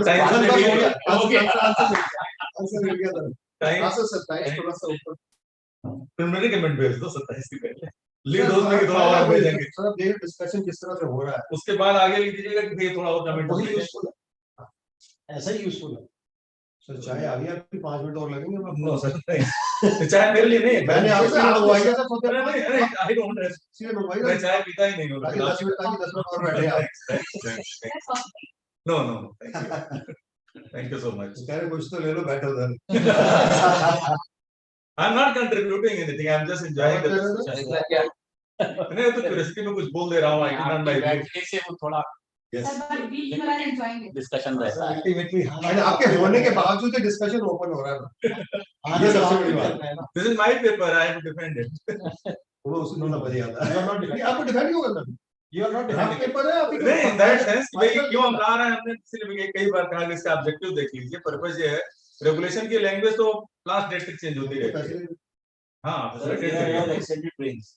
दैट्स राइट। सर एक ही अमेंडमेंट ला दिया कि अगर डबल ए इतने दिन के अंदर डिसीजन नहीं देती है तो वो डीम्ड वो एक्सेप्टेड कोर्ट में हो सकती है, रेगुलेशन में नहीं हो सकता। कहीं से भी लेकर आइए वो एक लॉ ला, वरना कोई फायदा नहीं है। आईपी से आप डिस्कशन नहीं आप 180 270 300 दिन कहते हो, उसके बाद वो 900 दिन के बाद क्लेम आता है, उसका कोई पता नहीं। Yes, purpose will be defeated because of this late. आप सुप्रीम कोर्ट से लेकर आइए, पार्लियामेंट से लेकर आइए, कहीं से लेकर आइए, वो एफर्ट तो कर रहे हैं सर, देखिए। अरे भाई कोई पर्पस नहीं है। निकाला है If somebody wants to spoil the whole games and nothing can be done. It should B law sir. Supreme court तो फिर एक बेंच दूसरा बेंच वो चलता रहेगा। ऐसे भी करके भाई they are all sort of serious judges sitting in that, so I don't think that they should be not aware of these things. अच्छा, एक चीज मैं कह देता हूँ, They themselves are aware and they are so senior and educated and knowledgeable people. Sir NCLT का कोई कसूर विद पूरे कन्विक्शन के साथ कह सकता हूं। And they have their own problems. Exactly. So that also is a concern. Sir सुबह 10:30 से लेकर शाम को 5 साढ़े 5 तक बैठ रहे हैं, what else do you expect? They are having a lot of backlog. Number कम है, नंबर ऑफ मेंबर्स हाँ, कम है। मुझे That is the number of applications. vacancies are sir एक केस में 100 एप्लीकेशन है, प्रिंसिपल बेंच बोलती है एक एप्लीकेशन में एक दिन लगेगा अगर मुझे, तो 100 एप्लीकेशन वन मैटर ओनली। यार एक दिन में एक केस कौन सी कोर्ट में होता है ये बता। Exactly. अगर आपने so no what they are saying is each case has several applications to entertain. I'm saying the same thing. कितने मिनट्स मिलते हैं केस को सुनने के लिए? 100 केस को सुनेंगे तो पूरा उनके लिए एक केस में जो 60 एप्लीकेशंस आ रही हैं वो 60 केस हो जाते हैं। सब पे हेयरिंग देनी है, उनको सब पे ऑर्डर देना है। तो सर उनका बस ऐसे भी एग्जांपल है, एक केस में हो सकता है। फॉर एग्जांपल मेरा अपना एक मैटर था, अथेना डनवे पावर 5 साल के बाद 29 एक application decide after 5 years. Now there was an appeal before MCLAT. Again there is a stay. If MCLAT sits on that matter for 1 day, everything will be resolved. They will come and tell we have to listen 20 cases. 20 cases are new cases. You can defer them for a day. तो sir उसका कुछ हल कर दीजिए। again the problem is what solution can the IBBI give, right? So MCA is also trying. MCA is aware. देखिए आप discussion paper आप देखें, तो MCA is aware of the delays and so many things they are talking about. But everything cannot be written in the law. I mean, law has said that 14 days में admission कर लीजिए, 180 days में resolution कर लीजिए। law इसके बयान क्या कहेगा? लॉ ने तो बहुत अच्छा लिखा है। तो आप वही मैं कह रहा हूँ ना, कोड में मैं क्या लिखवा दूँ, रेगुलेशन में क्या लिख दूँ? इस पर्टिकुलर केस में out of the law help, तो आउट ऑफ द लॉ भी बातें हो रही है, कलोकियम हुआ है, उसके बाद थोड़ा सा इम्प्रूवमेंट भी आया ही है। But we should not lose sight of this fact what Madan साहब कह रहे हैं कि उनके सामने भी उनकी समस्याएं हैं, लेस इन नंबर और टेक्नोलॉजी उतना ज्यादा भी यूज नहीं हो रही है, they are overburdened. Solution line only with NCA, not with NCD. Yes. ना IBBI के पास solution है, NCLT के Then इसका तो solution number of adequate benches and infrastructure ही है और कुछ नहीं। एक सर वो और आप जानते हैं अपने देश में अभी भी इतना सारा मुकदमा जितना उतने ज्यादा कोर्ट नहीं है, केवल NCLT में भी ज्यादा है, 18-20 बेंचेस दिख रही हैं आप जी, इतने तो हाई कोर्ट्स नहीं है। The matter is the process. Forget about being heard. They are not reaching. तो ये तो बेसिक प्रॉब्लम पूरे सोसाइटी की है और एक बड़ा सोसाइटल इम्बिनेंस है करी, लेकिन अब इसका सोल्यूशन जो है पॉलिसी मेकर्स के हाथ में है। पार्लियामेंटेरियन सोचे इसके बारे में ज्यादा कोर्ट्स क्रिएट करें और गवर्नमेंट सोचे उसके बारे में। गवर्नमेंट की अपनी मुश्किलें होंगी कि इतना इन्वेस्टमेंट और रेगुलेटरी रिकमेंडेशन चली जाए रेगुलेट तो आपने ही करना, अल्टीमेटली रेगुलेट आपने करना। अभी तक क्या हो गया, 10,000 करोड़ का क्लेम है, वो भी उसी तरीके से प्रोसेस में आता है, और 1 करोड़ का भी उसी तरह से आता है। आप सही कह रहे हैं। Same thing. अभी तो प्रॉब्लम ये है तो कि पुराना वो एक जो कहीं product ना कहीं एक नाक वाला पड़ा हुआ है। dichotomy happening। मेरा 5 साल पुराना डिलेड मैटर उसी कैटेगरी जो 10 लाख का होगा आ रहा है, जहां नया आ रहा है। एक सॉल्यूशन क्लैरिफिकेशन, अगर रेगुलेशन में आ सकता है additional item please. eligibility or ineligibility of PRA under 29A. Who has to decide? RP or COC? Code में तो आरपी Four silent. आप ही है Four silent. Four silent. RP के लिए सर अगर लिखा हो तो मैं ढूंढूंगा, मुझे नहीं मिला, क्योंकि ये 2 जगह ऐसा हो चुका है। COC wants to favor somebody. RP says ineligible, COC says eligible. NCLET कहती है COC says to decide. I want a clarification आ जाने की लॉ में who has to decide. ठीक है, place compliant plan compliance certificate तो आपको देना है। कंप्लाइंट एग्री लिखा है, वो भी लिखा है। वो कंप्लायंस सर्टिफिकेट में लिख दिया उसने, नॉट एलिजिबल, COC है, हम तो अप्रूव कर रहे हैं प्लान को। अब वो कंफ्लिक्ट हो गया, उसे फाइल कर दिया है, subject to this writer, file हो गया है। कंफ्लिक्ट है, वो ये डिसाइड करेगा। तो I simply want a clarification should come. वो ठीक है, that is the correct point to make it more clear. That is the correct point. But जिम्मेदारी भी आरपी की है, अथॉरिटी जिम्मेदारी आरपी का देता है, अथॉरिटी भी आपकी है। COC कैन नॉट से कि साहब इसको इंक्लूड करिए और एक्सक्लूड करिए। And COC इतना फेवर करना चाह रही है, COC gone to the one of the top law firms and got an opinion that they are eligible. COC का क्या रोल है इसमें उस हारे के लिए? अब वो तो आप समझो क्या बोल रहे, लेकिन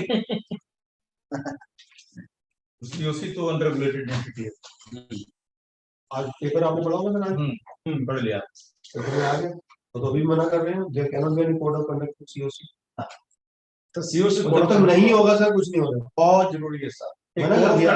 दूसरा कंट्रीब्यूशन ऑफ CIRP कॉस्ट, और तीसरा they should not deny approving CIRP cost because otherwise they will be liable to COC are adopting denial of approval of CIRP cost as a tool that they should not be required to.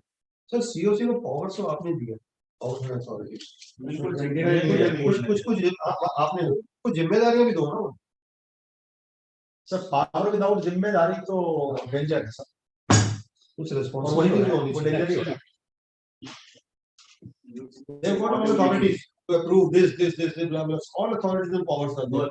No, you know, duty, no accountability, no responsibility. I think तो compliance certificate है, उसी तरीके का prudential certificate भी sign होना चाहिए। When they approve the plan, sir दिक्कत क्या आ रही है? रेजोल्यूशन तो पास करते होंगे। रेजोल्यूशन तो पास करने मिनट्स तो आरपी बनाते हैं। वो तो आरपी को है ना, आरपी है, and he has to attach that minutes also ना। सर Form has अभी compliance दिक्कत क्या आ certificate. रही है, जो प्रैक्टिकल साइड में दिक्कत आ रही है, COC is represented by the junior officers of the bank. They do not have the complete understanding, and they do not have the authority to discuss and decide anything and they don't put have any any views also. They don't have any responsibility. Each and everything they say we will go back and then let it go. You please give us a 1 week time for voting. We will get it decided by voting. And there are no time for 180 days to decide everything by voting. आपको lawyer appoint करना है तो voting करिए, आपको valuer करना है तो voting करिए। They can't decide on the table that there are the 3 valuers proposed. These are the fees. They can't decide that first one, second one, or third one is majorly. Actually में जाना पड़ेगा, actually से power आती है 15 दिन का time के बाद वोटिंग। पहले 1 हफ्ते का टाइम मांगेंगे, फिर उसको एक्सटेंड करने की रिक्वेस्ट आएगी, तो कैसे वो detail 270 days? This is power without accountability, and that is creating destruction. करीबन केस FC ने केस किया शुरू, और FC ने फीस भी नहीं मांगी, खुद ही ने सिंगल मेंबर नहीं सिंगल नहीं है, 2 मेंबर हैं, लेकिन जिसने आया है, जिसने केस दिया, डाला, केस एक्सेप्ट हुआ, जब उसकी फीस की बात आई तो उसने कहा मैं तो फीस दूंगा ही। जब दोगे नहीं तो तुमने डाला क्यों था? और FC भी कोई इंडिविजुअल वर्ड नहीं है, इंस्टीट्यूशन है। This is the way institutions are also तो CRP नहीं सकती। धीरे-धीरे हम आईपीसी ऊपर आ गए हैं, तो मुझे डर था। पड़ेगा यार, काम तो कह रहा था आपने आईपी की जिम्मेदारियां ढूंढ वहां से निकल के आए। how to resolve this process in time. Timeline के ऊपर ये हम जो आ रहे डिस्कस हैं। किया गया इसको जरा आप बना लीजिएगा कि हम लोग टाइमलाइन की बात कर रहे हैं। हाँ कंटिन्यू करिए सर, मुझे रास्ता दीजिए जाने का, इजाजत दीजिए और रास्ता बताइए। सर बहुत अच्छा रहा। Thank you so much, sir. My pleasure to be with you all. And I would love to receive in your suggestions. ये आपकी चिन्ह हमारी तरफ से आपके सर क्या ऐसा फॉर्मेलिटी सर आपके पीछे लगा हुआ हमें अच्छा लगेगा।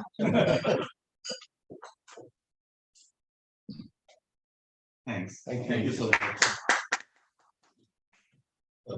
कोर्ट में आरए की बात भी सुन ली जाए ना, ये सब चीज तो आरए को लाने के आगे की बात हम सुन रहे हैं ना, हमारे पेपर में देखिए बहुत सारे जो डिस्कशन पेपर ये सब लास्ट में होता है, जब प्लान हमारा लास्ट फेल हो जाता है। जब हमारा प्लान लास्ट वोटिंग पे होता है ना, जिस दिन उस दिन 12 फाइल। अब आरए को इतने दिन मेहनत करके आया है, ठीक प्लान मेरे आप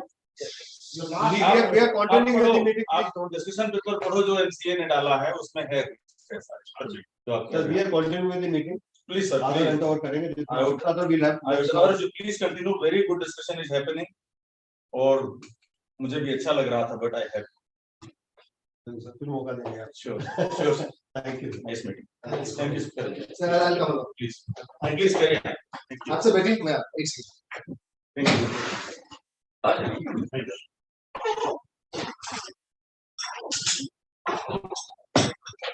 Friends, let's continue with the discussion.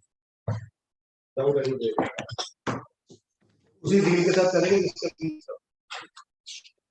एक जो ये पॉइंट था मैं उसमें जोड़ना चाह रहा हूँ। एक सर जहाँ रुके थे मैं तो बता रहा हूँ कि सर वो क्राइटेरिया वर्ड पे रुक गए थे कि क्राइटेरिया को कर सकती है, वहां से ही आपका वो था कोई application criteria on behalf of right. हाँ आप कह रहे हैं कि भाई हम it should not be on behalf of right, This should be the responsibility of the RP to file the application. Sir वही कह रहे हैं ना, वही फुल स्टॉप हो जाना अब इसकी चाहिए। एक्सप्लेनेशन में आ जाते हैं नीचे। It is clarified that the application filed under sub-resolution does not take away the right of claimants to present their case in legal parade and legal. I think it should not. ये तो वैसे ही रहेगा, नहीं ये तो explanation की जरूरत ये तो legal right है। Legal right. Unless सर क्या इस अपॉर्चुनिटी को यहाँ ये यूज करा जा सकता है क्या, कि कई बार क्या होता है जी क्लेम एक्सेप्ट कर लिया ज्यादा, बाकी जो एफसीएम कह रहे हैं ज्यादा कर लिया आपने उसका, वो जो लिटिगेशन होता है वो लास्ट तक चलता है, उसका फैसला रेजोल्यूशन प्लान के टाइम पे आता है, फिर एवरीथिंग गेट रीचेड। उस चीज को क्योंकि we are saying on the acceptance of the claim separate section बनाया है, क्या उसको टैकल नहीं करना चाहिए? That is a very big litigation. मतलब एक केस में तो ऐसा हुआ है कि 70% का वोटर था जी। There is allegation against the RP that he has accepted the higher। किसी का क्लेम एक्सेप्ट नहीं किया उसने, वो मान लीजिए एक का क्लेम एक्सेप्ट नहीं, वो आदमी कोर्ट चला गया पहले ही 90 दिन में गए यही है, और वहां पे बैठा हुआ जी उसका फैसला बाद में आया, बाद में आ गया फैसला उसी के फेवर, तो सब कुछ खत्म हो गया जी, क्योंकि प्लान में नेगोशिएटेड देन आल्सो, या आरपी ने क्लेम एक्सेप्ट करा, ज्यादा कर लिया क्लेम एक्सेप्ट, ज्यादा कर लिया, जितना क्लेम फाइल उससे ज्यादा नहीं उतना ही, वो भी गलत किया, चलिए ज्यादा नहीं गलत कर लिया एक्सेप्ट, मान लीजिए 100 रुपए होना था 150 कर, जितना एडमिट किया उतना नहीं होना जितना फाइल के नहीं होना चाहिए, बाकी एफसी चले गए कोर्ट, फिर वो चेंज हो गया जी, आरपी नहीं क्लेम, वो लोग जीत गए वो लोग, तो then what happens, then this thing get initiated. तो यहाँ पे कोई क्या वो चीज को कहीं टैकल करा जा सकता है जिससे इससे लिटिगेशन ना हो, और हो तो प्लान पे फर्क पड़ेगा, मेरा मानना प्लान लग जाता है, cannot take care of each and every situation. Something has to be left to the discretion of the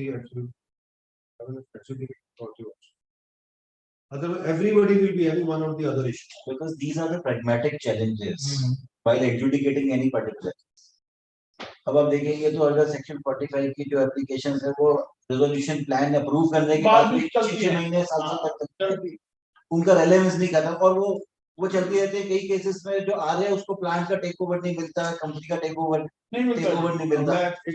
इसी को मैं बताता हूँ, in one case one of the largest secured financial creditor holding around 83-84% of the voting power.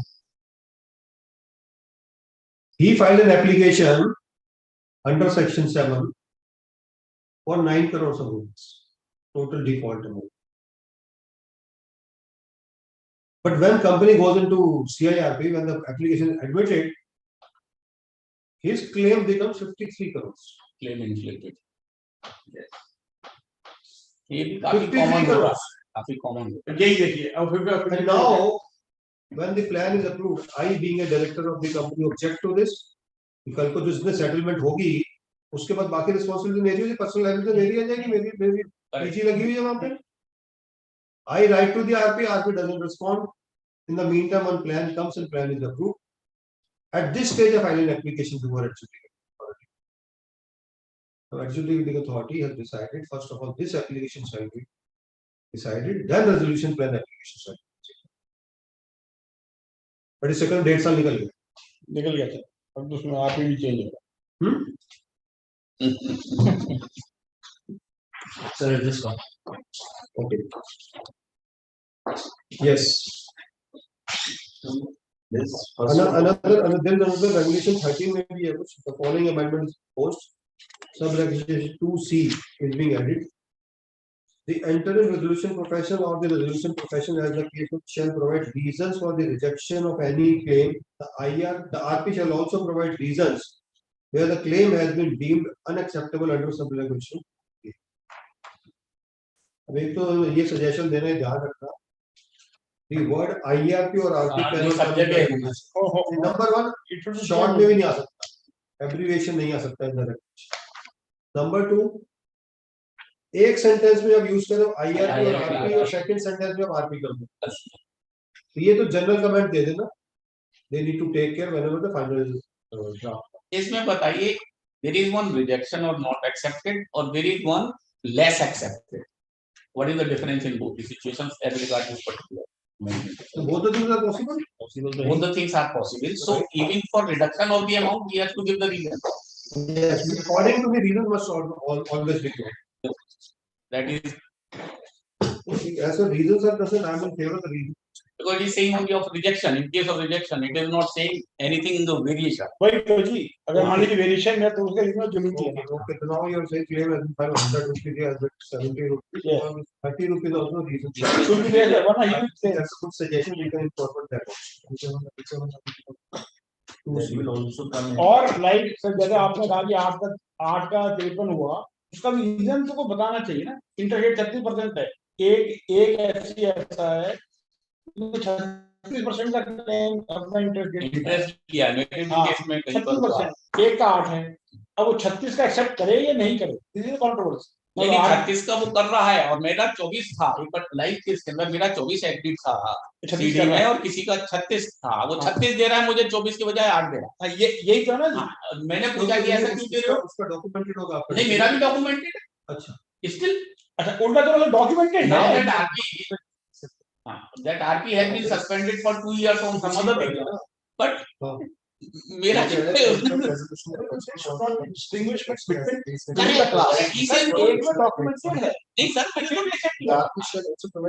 मेरा documented है. Kerala high court ने 8% reasonable का हाँ, तो 36% का लोग ले सिक्योर्ड क्रेडिटर था या फाइनेंशियल सिक्योर्ड क्रेडिटर का, उसने 36% लिया है. हमें होम बायर मेरे को 8%.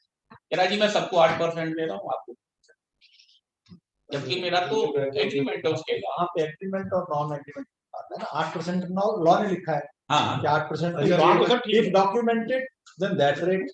तो बात तो डॉक्यूमेंटेड और हमारा तो डॉक्यूमेंटेड है. डॉक्यूमेंटेड तो जितना नेक्स्ट पे आ जाए. नेक्स्ट, हाँ बताइए. Increase of duties of authorised administrative. तो इसमें क्या कंक्लूड हुआ था?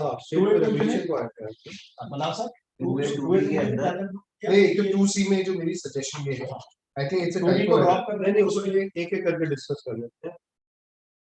2B should be dropped. that is the only right way. No, first of all, 2A should be reduced. 2A तो is RFRP only. Sorry, 2A should be dropped. yes. 2A should be dropped. If 2A is dropped, 2B is also dropped. No, again 2B will remain. Why? 2B is only for condemnation. No.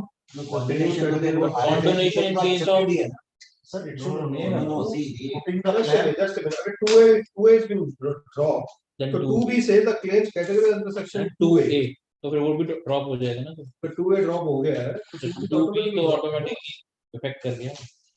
See, regulation 2 is accepted only. No, when okay. So RFRP. now, so okay. Then Bas. post that RP will not entertain anything. That's If somebody has a grievance, he should go directly And to adjudicator. that should be clarified. RP will not entertain anything. So we decide that only Because up to RFRP or 90 there days, are whichever is limitations. later, claim will be accepted only up to that date. Any claim will not be accepted after मैं that. अब आप नहीं समझ. हाँ. अब आप वापस original में But ये 2A तो आपको बताना है 2B क्यों बनता है. मैं बताऊं तो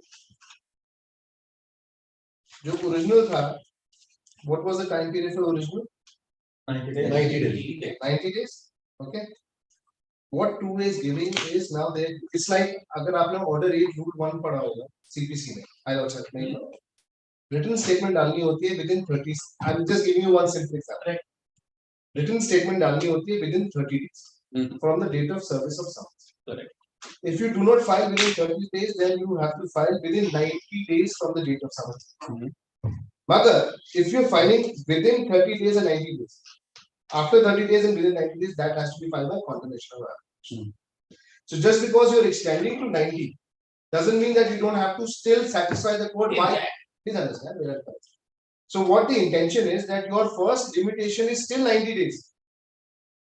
They are accepting, by 2A, they are extending to request.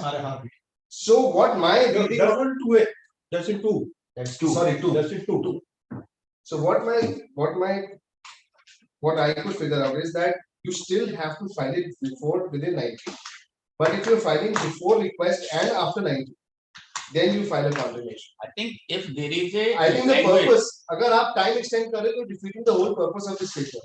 That limitation, that first limitation of 90 has to remain sacrosanct. So then you have to revise some wordings in the beginning itself. Sir. They are saying up to 90 days or till the date of issue RFRP, which are later. So he is not agreeing on that. He is saying condonation is required for that. Saying, I think we should suggest that 90 days should remain sacrosanct.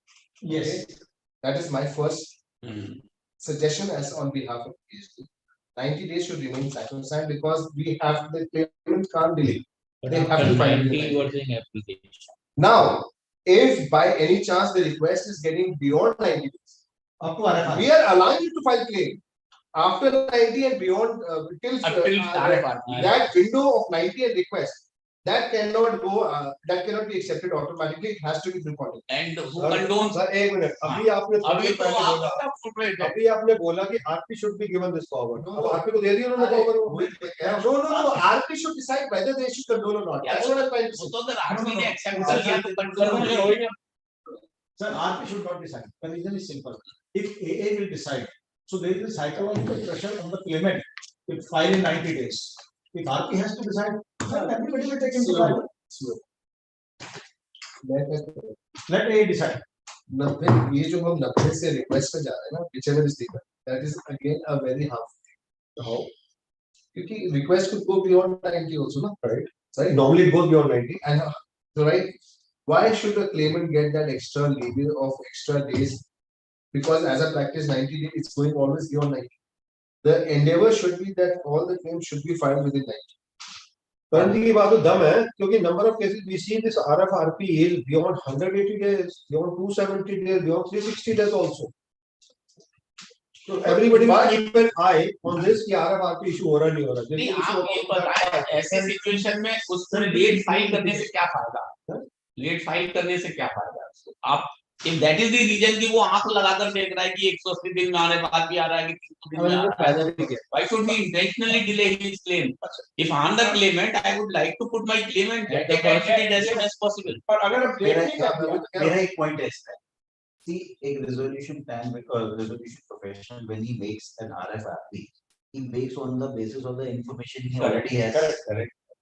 If what Karan is saying to support that thing, if the applications can be ipso facto filed up to the date of RFRP, then RFRP will get vitiated because everybody will have a tendency to file the claim late beyond 90 days. आप RFRP के बजाय कोई और date ले लीजिए, but take that date.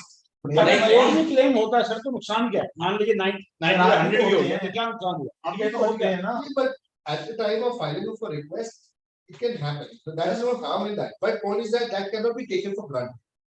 That एक चीज बड़ी क्लियर है, हमें ये ध्यान रखना पड़ेगा कि legislation still provides 100 days Total. for Yes. exactly with 90 days extension. तो आप 330 legal time and 330 exceptional cases where the adjudication. आपको RFRP कितने दिन में लाना? Out of 180 days and the 90 days have been provided for submission of the claim, it's already 50% of the time. नहीं, that is right. आपको RFRP कितने दिन के अंदर लाना? सर लॉजिकली 105 डेज के अंदर, तो आप 105 डेज ही तो मैक्सिमम दे रहे हो, फिर दे क्या रहे हो 90 के अगेंस्ट? No. ये नहीं कह रहे हो, मैं आपके पॉइंट पर कह रहा हूँ, मैं आप on the last date of the RFRP. आप उसको बोल दीजिए डीम डेट ऑफ RFRP, आप ये बोल दीजिए। वो कैसे पता चलेगी सर? है जी, डीम डेट तो हो गई ना इनकी 105 दिन सर स्टे लग गया बीच में, date of AGM or the last date of the AGM should have been held. Similarly, on the date of issue of RFRP or the last date on which RFRP should have been issued. Correct, अब वो कर दीजिए। हाँ वो कर दीजिए। Sir here the क्या should have been issued तो 105 change हो गया ना? include all those 105 नहीं हुआ, 105 नहीं हुआ। मतलब ही हो जाएगा। Issue no. Issue of RFRP or the last date on RFRP should have been issued. It may be less than 105 also. Correct, अगर आपने 95 में इशू कर दिया तो 95 हुआ, तो 105 नहीं हुआ। स्टे लग गया बीच में, स्टे लग गया, Whichever the earlier. It is stay लग गया, स्टे लग गया मान लो तो प्रोसिक्यूशन स्टे की तो हमारी गलती नहीं है, स्टे तो लग गया। पर्पस ये है कि डेफिनेटनेस उसको 100 करना चाहिए, चाहे चाहे वो वो दौरान भी करे। 105 बोलो, अब वो तो नहीं होता definitely ये होगा। The reason being that ये लॉजिकल है। Date of issue of RFRP or the last round of RFRP should have been issued, whichever the. Sir ये नहीं करो, उसका रीजन है वो RFRP क्यों ला रहे हैं? They are bringing RFRP because any claim received up to RFRP number of cases get delayed beyond 105 days also. Yes. So all those claims should be considered, reducing the litigation. नहीं तो आप तो फिर open window कर दी ना आपने तो RFRP एक साल में भी हो सकता है ना। ठीक है ना, अगर RFRP एक साल में हो रहा है तो क्लेम की कोई लिमिट नहीं फाइल करनी, तब जब मर्जी क्लेम फाइल कर दो।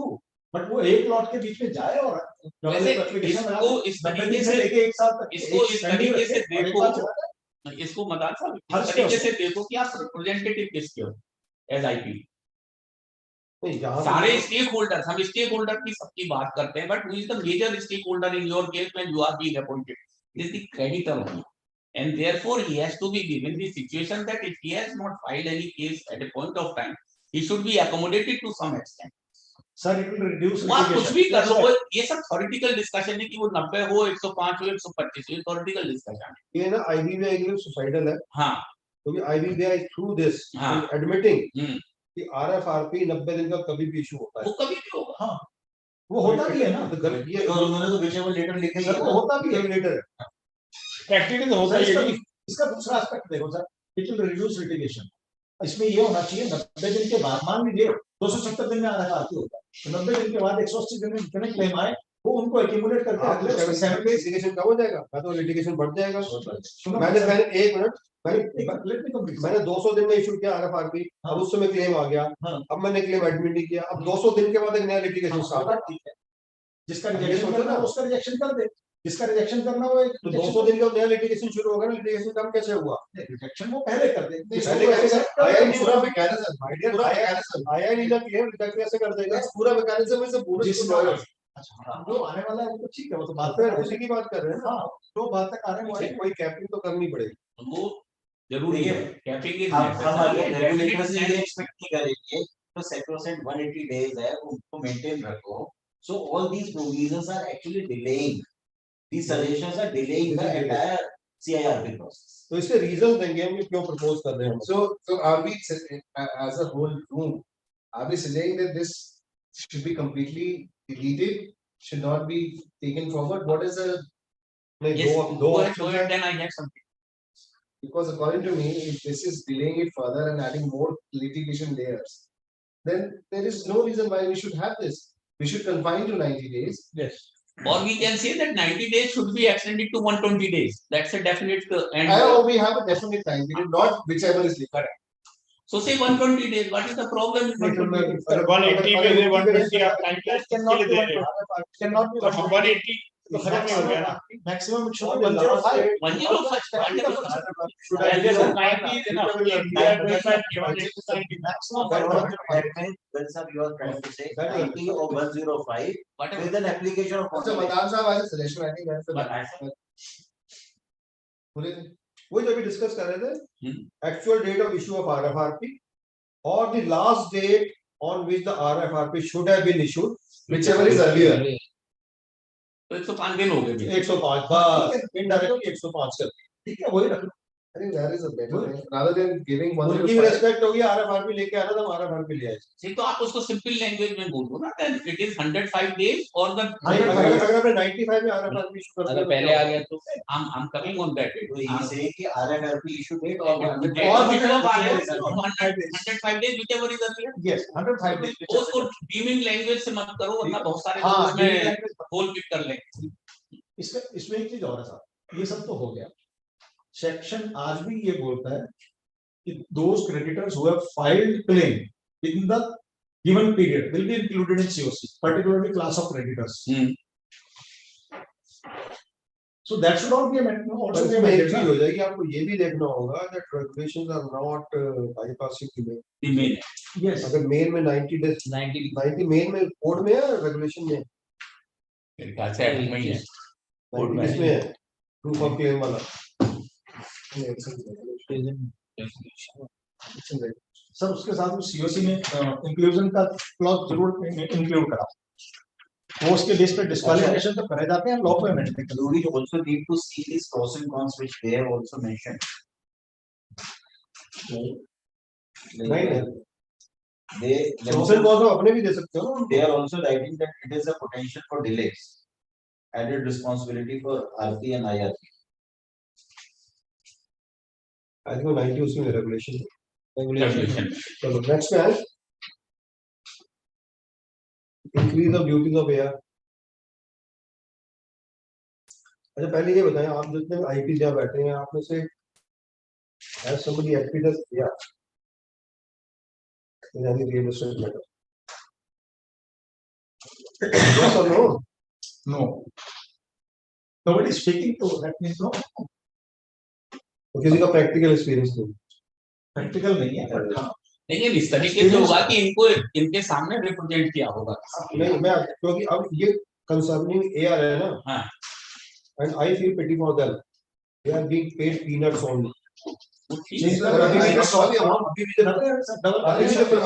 नहीं है सर डबल होने से आप जिम्मेदारी देखिए उनकी ड्यूटीज कितनी बढ़ा दी हैं now their duties are not confined to COC meetings between 1 and 2 consecutive meetings roll है उनका and what you are paying to them They are also expected to have 50,000 per meeting between the class of creditors.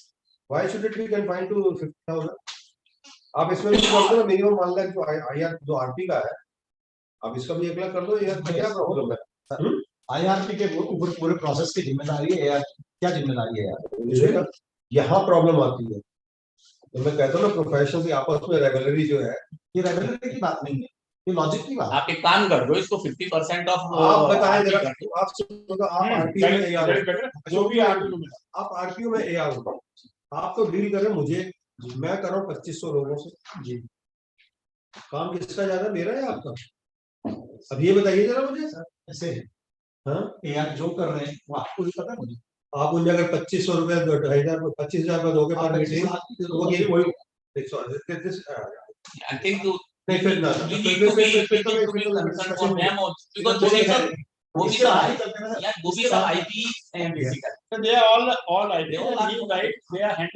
इसमें बता दें इसको link कर दीजिए I agree with you कि X percentage what the fee of RP yes 50% of what percentage and per month आप meeting छोड़िए meeting is constant work sir constant work चल रहा I also agree it should be per month per month 50% of the RP well if you see the duties same it cannot be per meeting yes sir पर meeting का तो question नहीं होता के बाद आपकी बट मैं ये कह रहा हूँ कि this is also based on the quantum of home buyers in any particular. अगर किसी केस के अंदर आप किसी में होम बायर्स खाली आपने 150 होम बायर्स और किसी केस में आपने 2000 home buyers, then the AR case in case of the representing 2500 home buyers is much more than the case where sir practically 50 ही आते हैं, चाहे 2500 हो चाहे 100 हो चाहे 200, सर जितने मर्जी हो, AR को उनके लीडरों के साथ 5 के साथ डील कर रहा है, चाहे वो कितना वही 14 चलाता है, 2500 है, 9 मिनट। और दूसरा देखो आप इस तरीके से डिस्टिंक्शन नहीं कर सकते हैं। आपके केस में भी when you are RP or IRP there may be one lender also and there may be 10 lenders also. So those numbers are not met here. One thing we have understood that they need a little bit of Yes. Yes. Now we have to understand what is the mechanism. आप उसको 25% करो, 50% करो, 40% monthly payout. monthly payout and link with the RP. It should be monthly. Sir, I think monthly payout is the better. Monthly payout is better. With a minimum threshold. Second is, what they are saying now, AR can have meetings with the class of creditors, which shall not be COC meetings. And for those meetings also, AR shall be paid revenue. But अगर monthly कर देंगे तो relevance नहीं रहता। Monthly में वो relevance आप monthly एक लेकिन ऑल्टरनेट प्रपोजल जो है देनी पड़ेगी। हाँ तो तो ये वो मंथली अगर उन्हें एक्सेप्टेबल नहीं हुआ तो ये एज इट इज होता है। हाँ तो उसमें उसको कर दो जो मीटिंग उनके साथ हो रही है, तो स्पेंडिंग टाइम। अच्छा, इसमें अब यहाँ पे मुझे मिसयूज करेगा। If AR can have meeting कर लेगा एक महीने में 3-4 मीटिंग कर लेगा। for those meetings, whether RP should be taken into confidence or not. तो with the permission of RP With the permission or prior intimation. नहीं, प्रायर इंटीमेशन तो इंटीमेशन से देगा। AR को परमिशन क्यों ले, लेकिन RP से he is working for his class। बस वो तो RP का रोल ही है। Why should we involve IRP? Then you should go with monthly pay only. He should be paid monthly। तो पता चला यार this may be what RP का क्या अगर उसकी पर मीटिंग रहेगी तो RP उसको ऑब्जेक्ट करते रहेगा। Then there is another issue which is silent or many AR claims that out of pocket expense. He asks for it, RP doesn't pay. सब ग्रे एरिया आ जाएगा।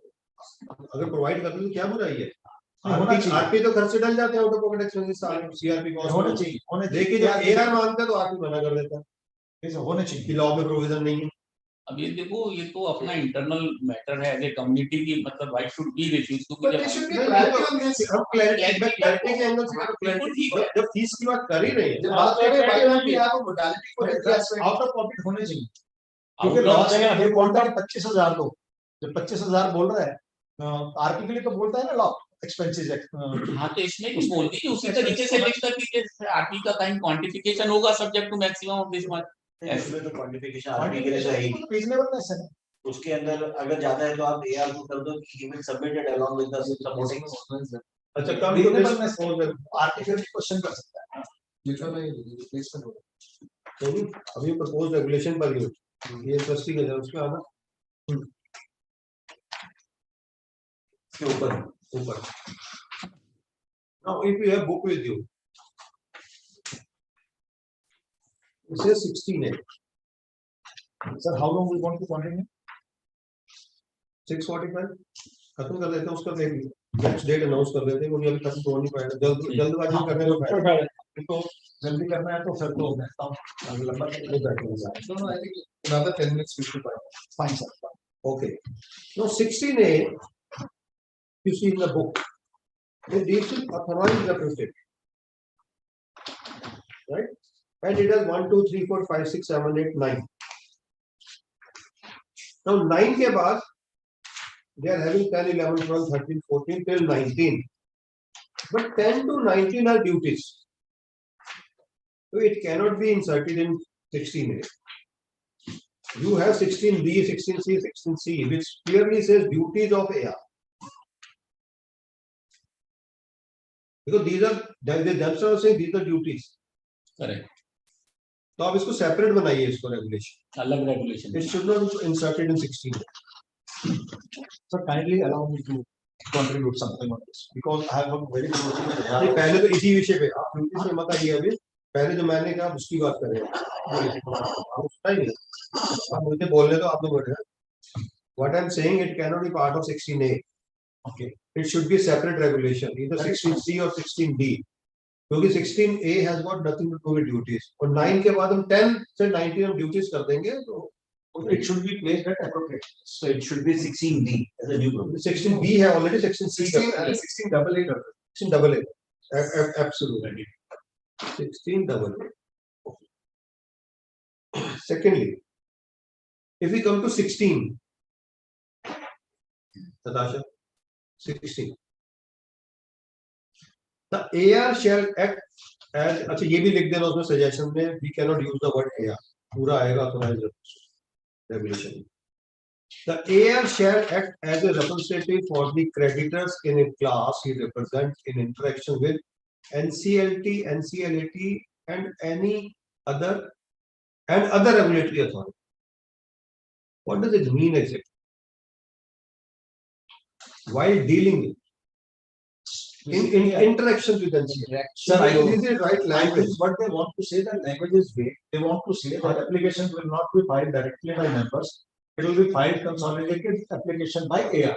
That is what they intend to say. The language. They intend to say that, let them say that. Yeah. Language need to be Modified modified. the word, sir. But how do you know they want to say that? Word is not Interaction word is an interaction. Interaction is What is interaction? It is only like by representing the class of creditors before any authority or adjudicating authority. मेरी request ये है कि हम सबको ना इसी तरह से पढ़ना चाहिए जैसे हम कर रहे हैं. ये बिल्कुल ठीक कर रहे हैं आप. हाँ, एक ये बिल्कुल सही तरीका है. ऐसे ही करना चाहिए. अदरवाइज ये भी बाद में बहुत तकलीफ देती है.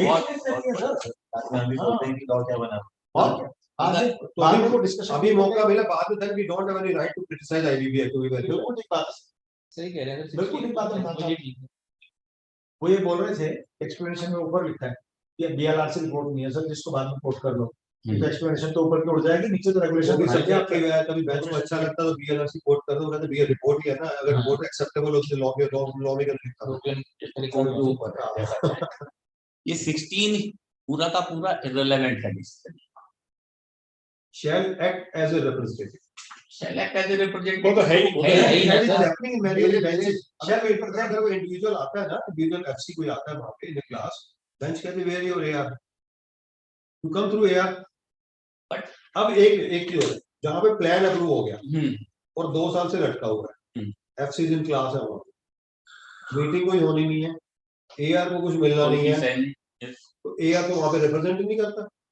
AR never comes to the court. What is the incentive for him? That's true. वो चीजें उसके रेमंडरेशन में डिफाइन होनी चाहिए. जब वो अपीयरेंस पे जिस दिन प्लान अप्रूव हो उस दिन ये भी डिसाइड हो जाए कि ड्यूरिंग दिस पीरियड जब तक प्लान कंसीडर नहीं होता है या लिक्विडेशन ऑर्डर आता है तब तक एआर को क्या मिलेगा उस पीरियड. हाँ, yes.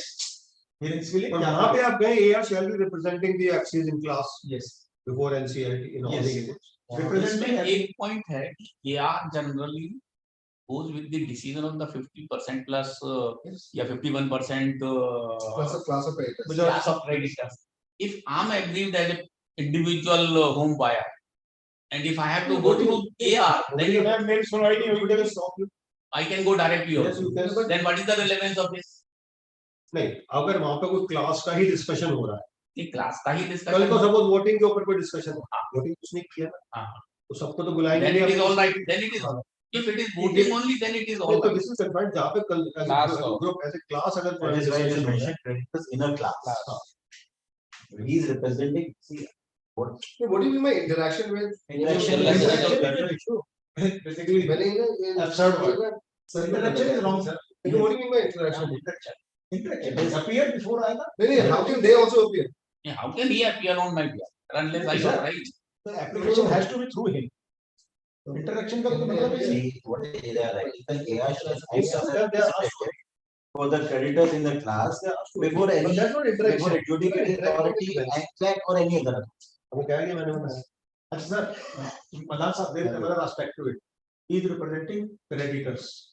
The cost of creditors is not allowed Simple to सी बात. become part of CIR. They shall act as a representative for the creditors in a class. He Cost of represents creditors before the national constituency. He is representing FCs, right? He is not representing RP. the cost of FC, FC is not allowed to become part of CIRP cost. तो जब एक बार plan submit हो गया उसके बाद अगर हम उसकी कॉस्ट डालने की बात करेंगे तो वो रेलेवेंट अमेंडमेंट नहीं चाहिए। ये तो वो मदान करेगा।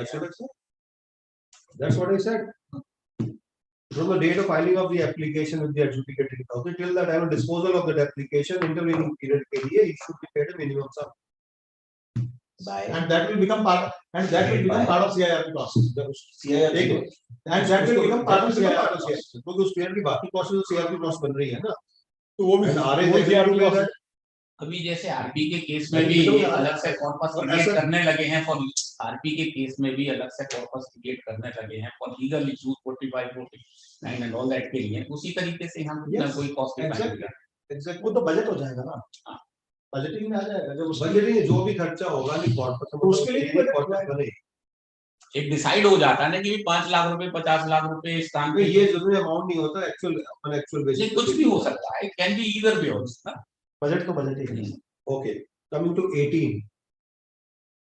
मेरे ख्याल से 18 and 11 they are parallel. I don't know why 18 is a repetition of 11. According to my understanding. The heir shall take due and reasonable care to record proceedings and prepare the minutes of the meeting with creditors in the class. अच्छा, this is The provisions regarding minutes of the meeting of CIRP regulation shall apply. Why do we need 18 कर दो ना sir, उनके लिए जो meeting हो रही है तो इसका मतलब है 5 days notice and window and voting window and all that सब कुछ हो जाएगा। And he should be paid for that. और उसके लिए कहते हो आप उसे 15,000 रुपए मिलेंगे। उसके लिए उसको स्टाफ भी रखना पड़ेगा। देखो ना, देखो ना सर, जो इस तरफ के लिए फिक्स होगा वो उस तरफ के लिए फिक्स हो जाएगा। इस पर देखो ना, नेक्स्ट देखो ना, मैक्सिमम 15,000 has been provided, आना नीचे तक मुझे 1,000 बिल्कुल नीचे आगे नेक्स्ट नहीं तो वो है नहीं, सॉरी वो क्या कर रहे हैं तो छोड़ दो सर। तो ये प्रपोज कर रहे हैं उसको दूसरी मीटिंग के लिए दे रहे हो, पर वो दाशा वो पार्ट ऑफ अदरवाइज टेबल जो है part of regulation. I think you have not हैं ठीक हो गया तो 15,000 मैक्सिमम। हम तो ये प्रपोज करते हैं 15,000 मीटिंग दे दो, अदरवाइज मीटिंग में मीटिंग है मनान sir. What we have thought either pay him monthly or pay him for equivalent to the fees you are paying him for CIRP meetings also. Pay him here also for equivalent fees. That's it. अच्छा, now come to this 19.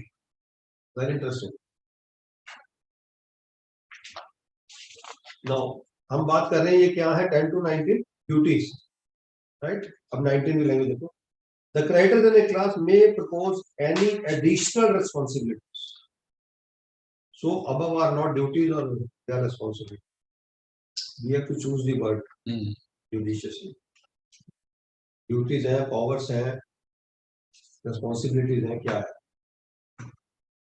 See, it's an obligation, it's a responsibility. Sir ये तो power भी देनी पड़ेगी उसे। 19 तो हटा ही देना चाहिए मेरे ख्याल से। 19 तो हटा ही देना चाहिए। नहीं, वो क्या कहना चाह रहे हैं, ये रेजिडुअल क्लॉज है। ये 10 to 18 के अलावा अब जो क्रेडिटर्स इन क्लास है वो कुछ और भी कर सकते हैं और वो मिसयूज होगा। I think 19 should be removed. It should be removed. आपने इतने और लगा दिए तो नहीं कहा। नहीं, we are चाहिए सब कुछ कर दो। क्लास टीम नहीं, एक बात आते can't we understand what all can be done except for all the from 11 to 18. Moreover, why you have made them class? Because they, you know, they will create nuisance for RP. So the same thing you are allowing for them to create nuisance for AR. Absolutely. This should be exhaustive, sir. Yes.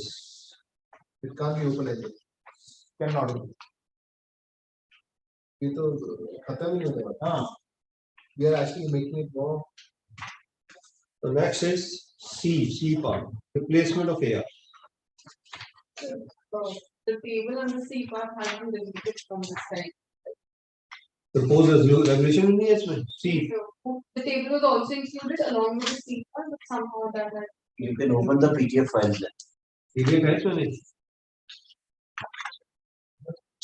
Now the background of this is, as on date there is no provision for replacement of authorized either in the code or in the regulation. But what practical experience I have got in couple of cases. In one of the cases, what happened? AR resigned. AR was not having a good terms with RP. AR resigned.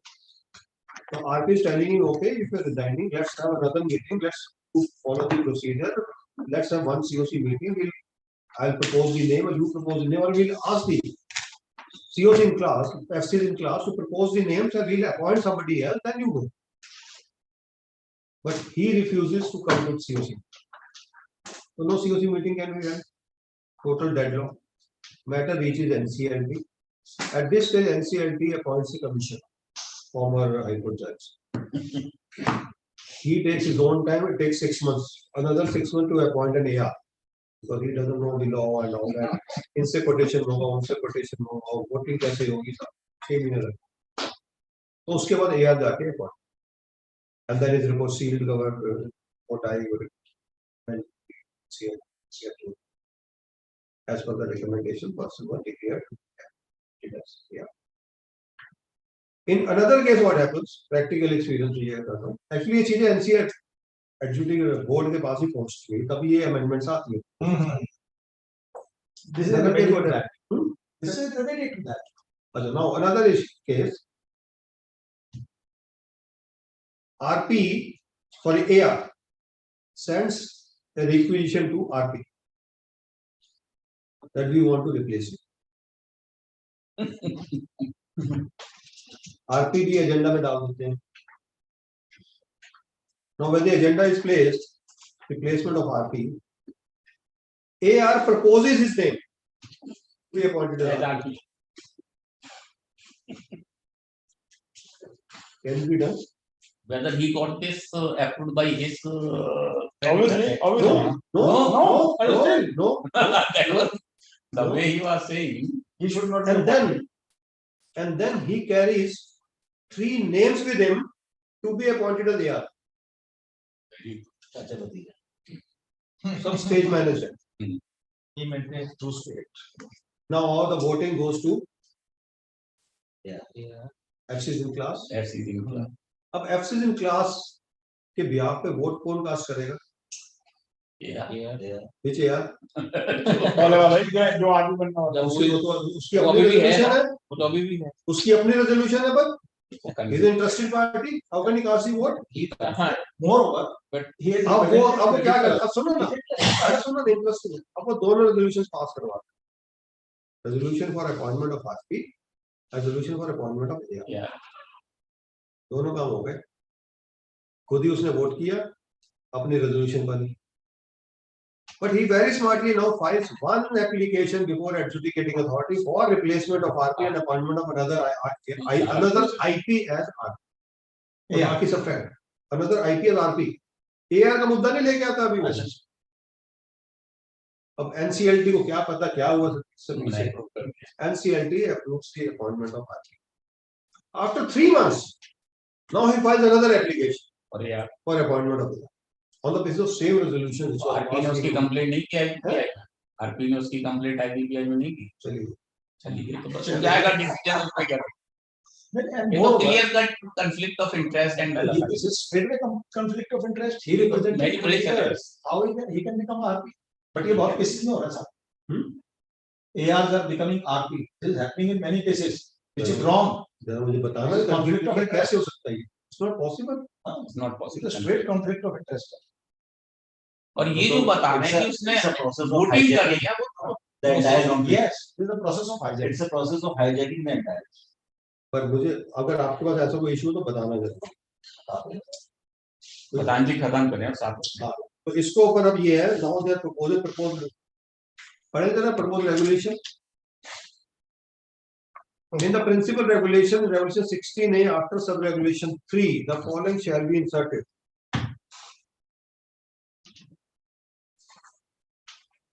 Where the financial creditors in the class representing not less than 10% voting,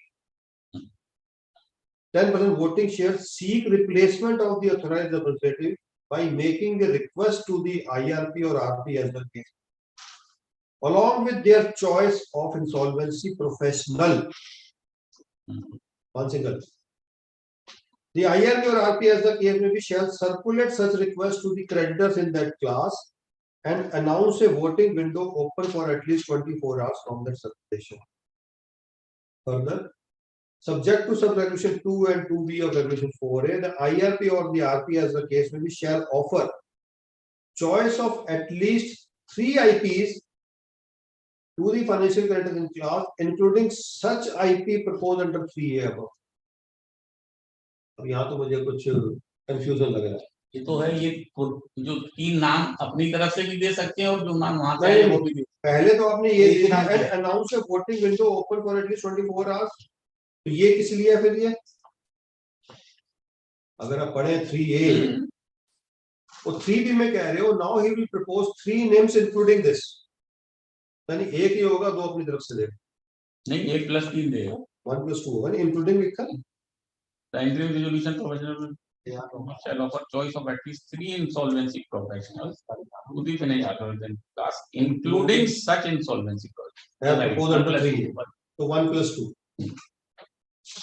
That is minimum. He can give more names. So I think इसके अगर language issues हो तो वो आप suggest इसमें are you okay with 10% kind of the मैं उस पे आ रहा हूँ। अब वहाँ पे कंफ्यूजन है 10% वोटिंग शेयर, तो 10% वोटिंग शेयर तो एक आदमी के पास 10% टोटल वोटिंग है of his 10% total voting class. Clarify कर देना चाहिए। हाँ, वो ठीक of their class. हाँ ओके, मैंने लिखा था but that may be only with 1 person. Could be. So whether 10% is right now, class में बहुत मुश्किल है एक काउंट। मेरे एक पर्टिकुलर केस में 66% जो है क्लास का जो पूरा का पूरा एक ही आदमी ने वो क्लास नहीं होगा ना, ठीक है, उसमें क्लास नहीं है, उसमें 10 लोगों का था, 10 लोगों का था, but he was controlling all that.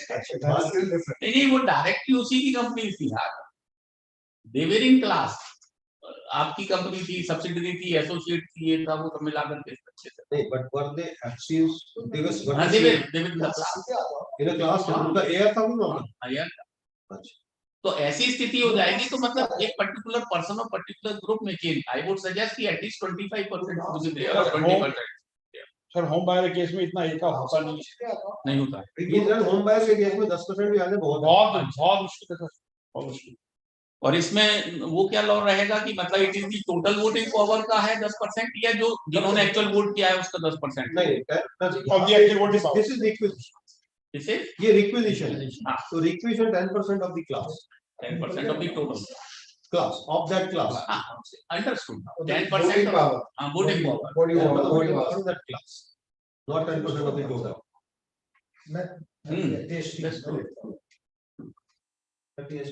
I think that is reasonable. ठीक है, आप लोगों का एक्सपीरियंस ज्यादा है, आप 10% इकट्ठे होने में बहुत मुश्किल है सर। पर एक चीज और है ना, कोई भी 10% इकट्ठे हो गए तो ना सैबोटेज करेंगे। सैबोटेज कैसे होगा? जब आप 10% वाले आएंगे, फिर वोटिंग होगी, तो वोटिंग में वो जब एसोसिएशन होती है, हर एसोसिएशन के पास 10% होता है। नहीं, खाली वो प्लान, वो एक रेगुलेशन ही तो ला सकते हैं, डिवीजन तो नहीं हर होगा ना। तीसरे महीने चेंज कर करके आपको ये इनका कहना ठीक है, रेजोल्यूशन तो मूव होगी ना, पास तो होगी नहीं ना जी, रेजोल्यूशन होती रहे, कितनी बार नीचे बाद में वोटिंग तो होगी, प्रपोज कर रहे हैं 10%, क्योंकि सर प्रपोजल ही नहीं होता है, आवाज नहीं उठती है, कोई जानते नहीं कौन है यार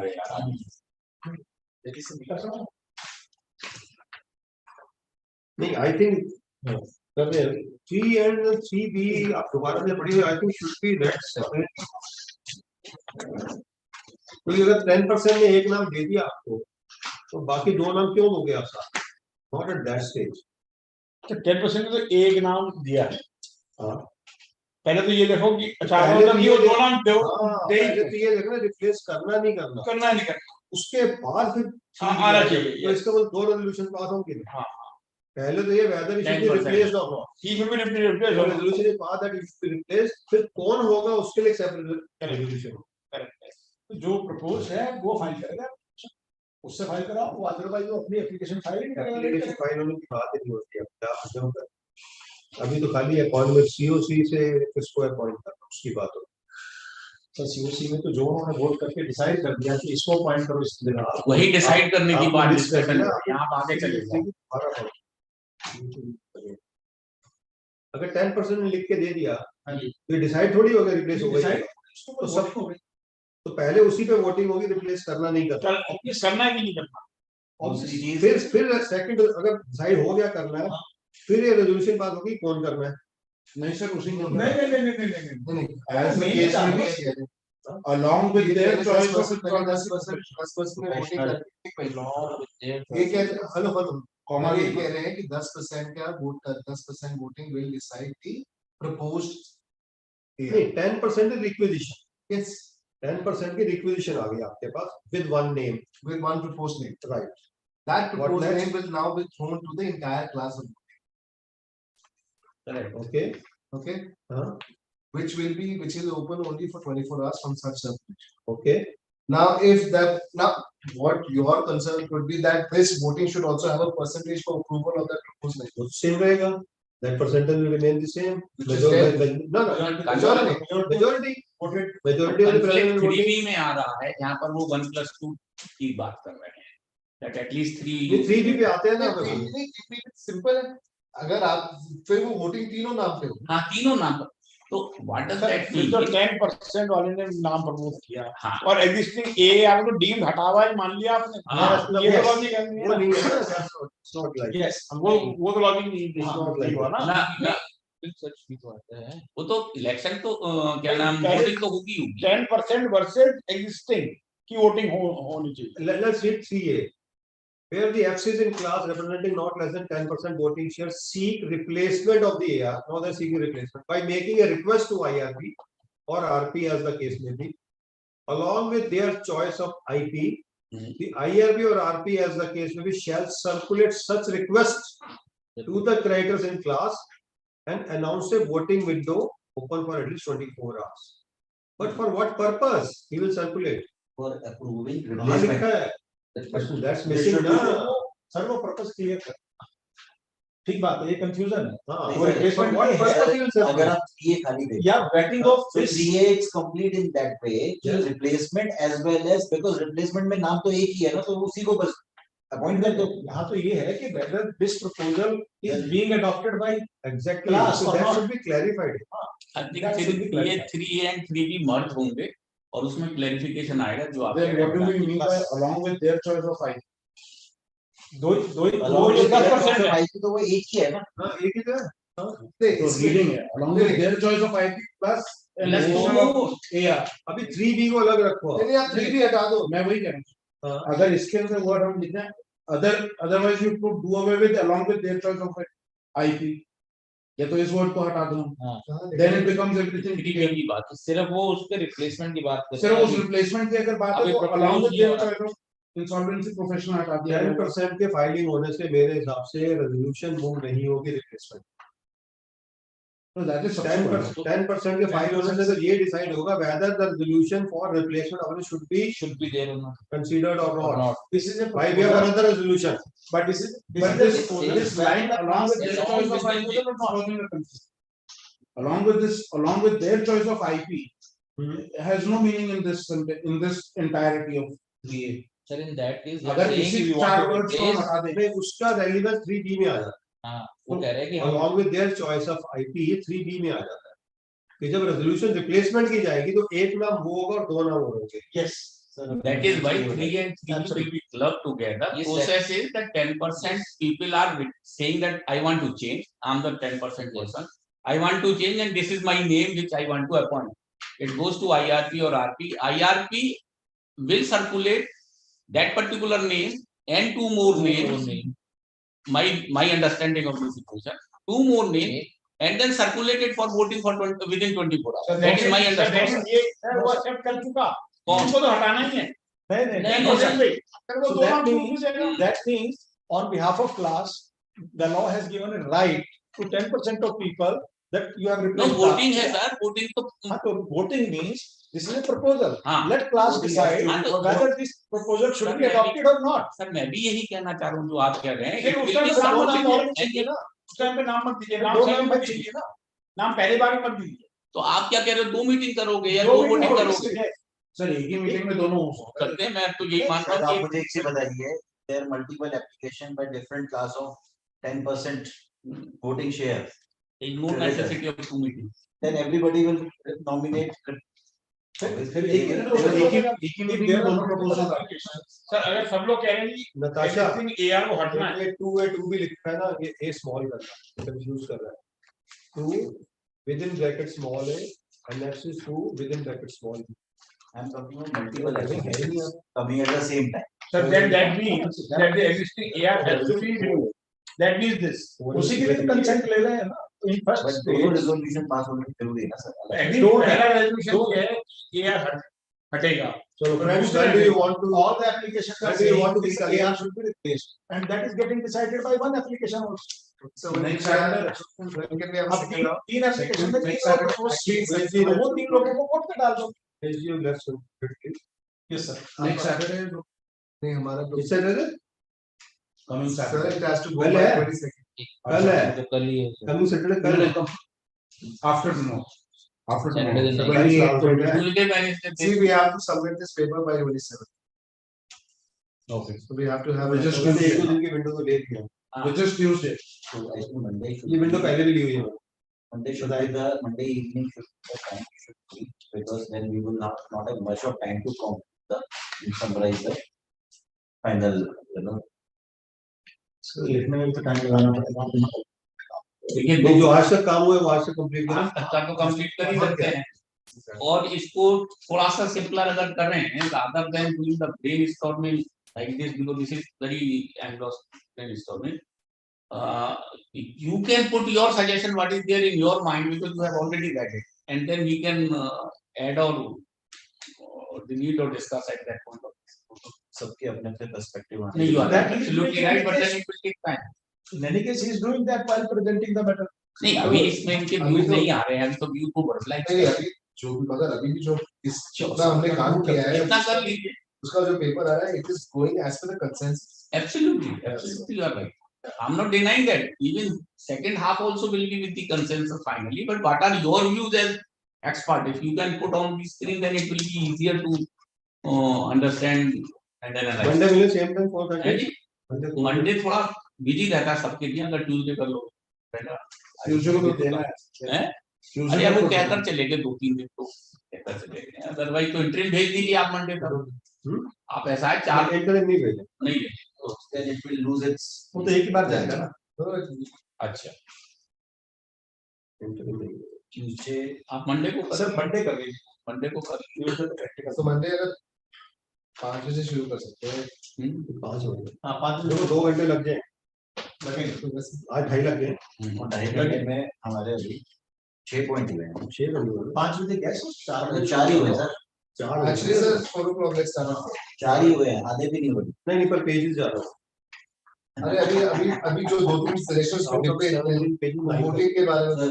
अब कौन सा टॉपिक 2 लाइन का ही जो है ना 2 घंटे पेशेंट भी तो आएंगे. चलिए. Okay, so let's meet on Monday at 4. Monday को. Thank you my dear. 4 o'clock. Thanks. Same room. चाय पीते हैं बाद में. Thank you so much sir. Thank you Karan. Thank you everybody. Thanks for the chair. Thank you everyone.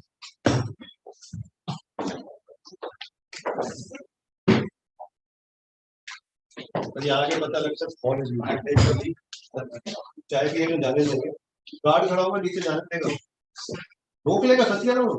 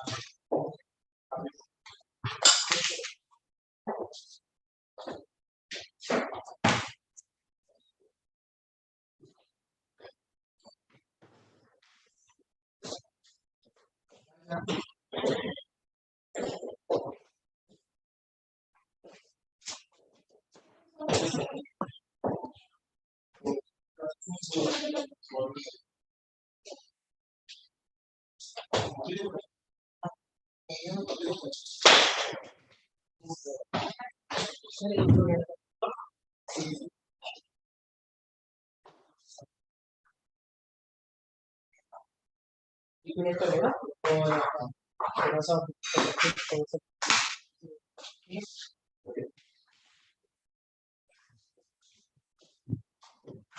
हम सब दिखाऊंगा start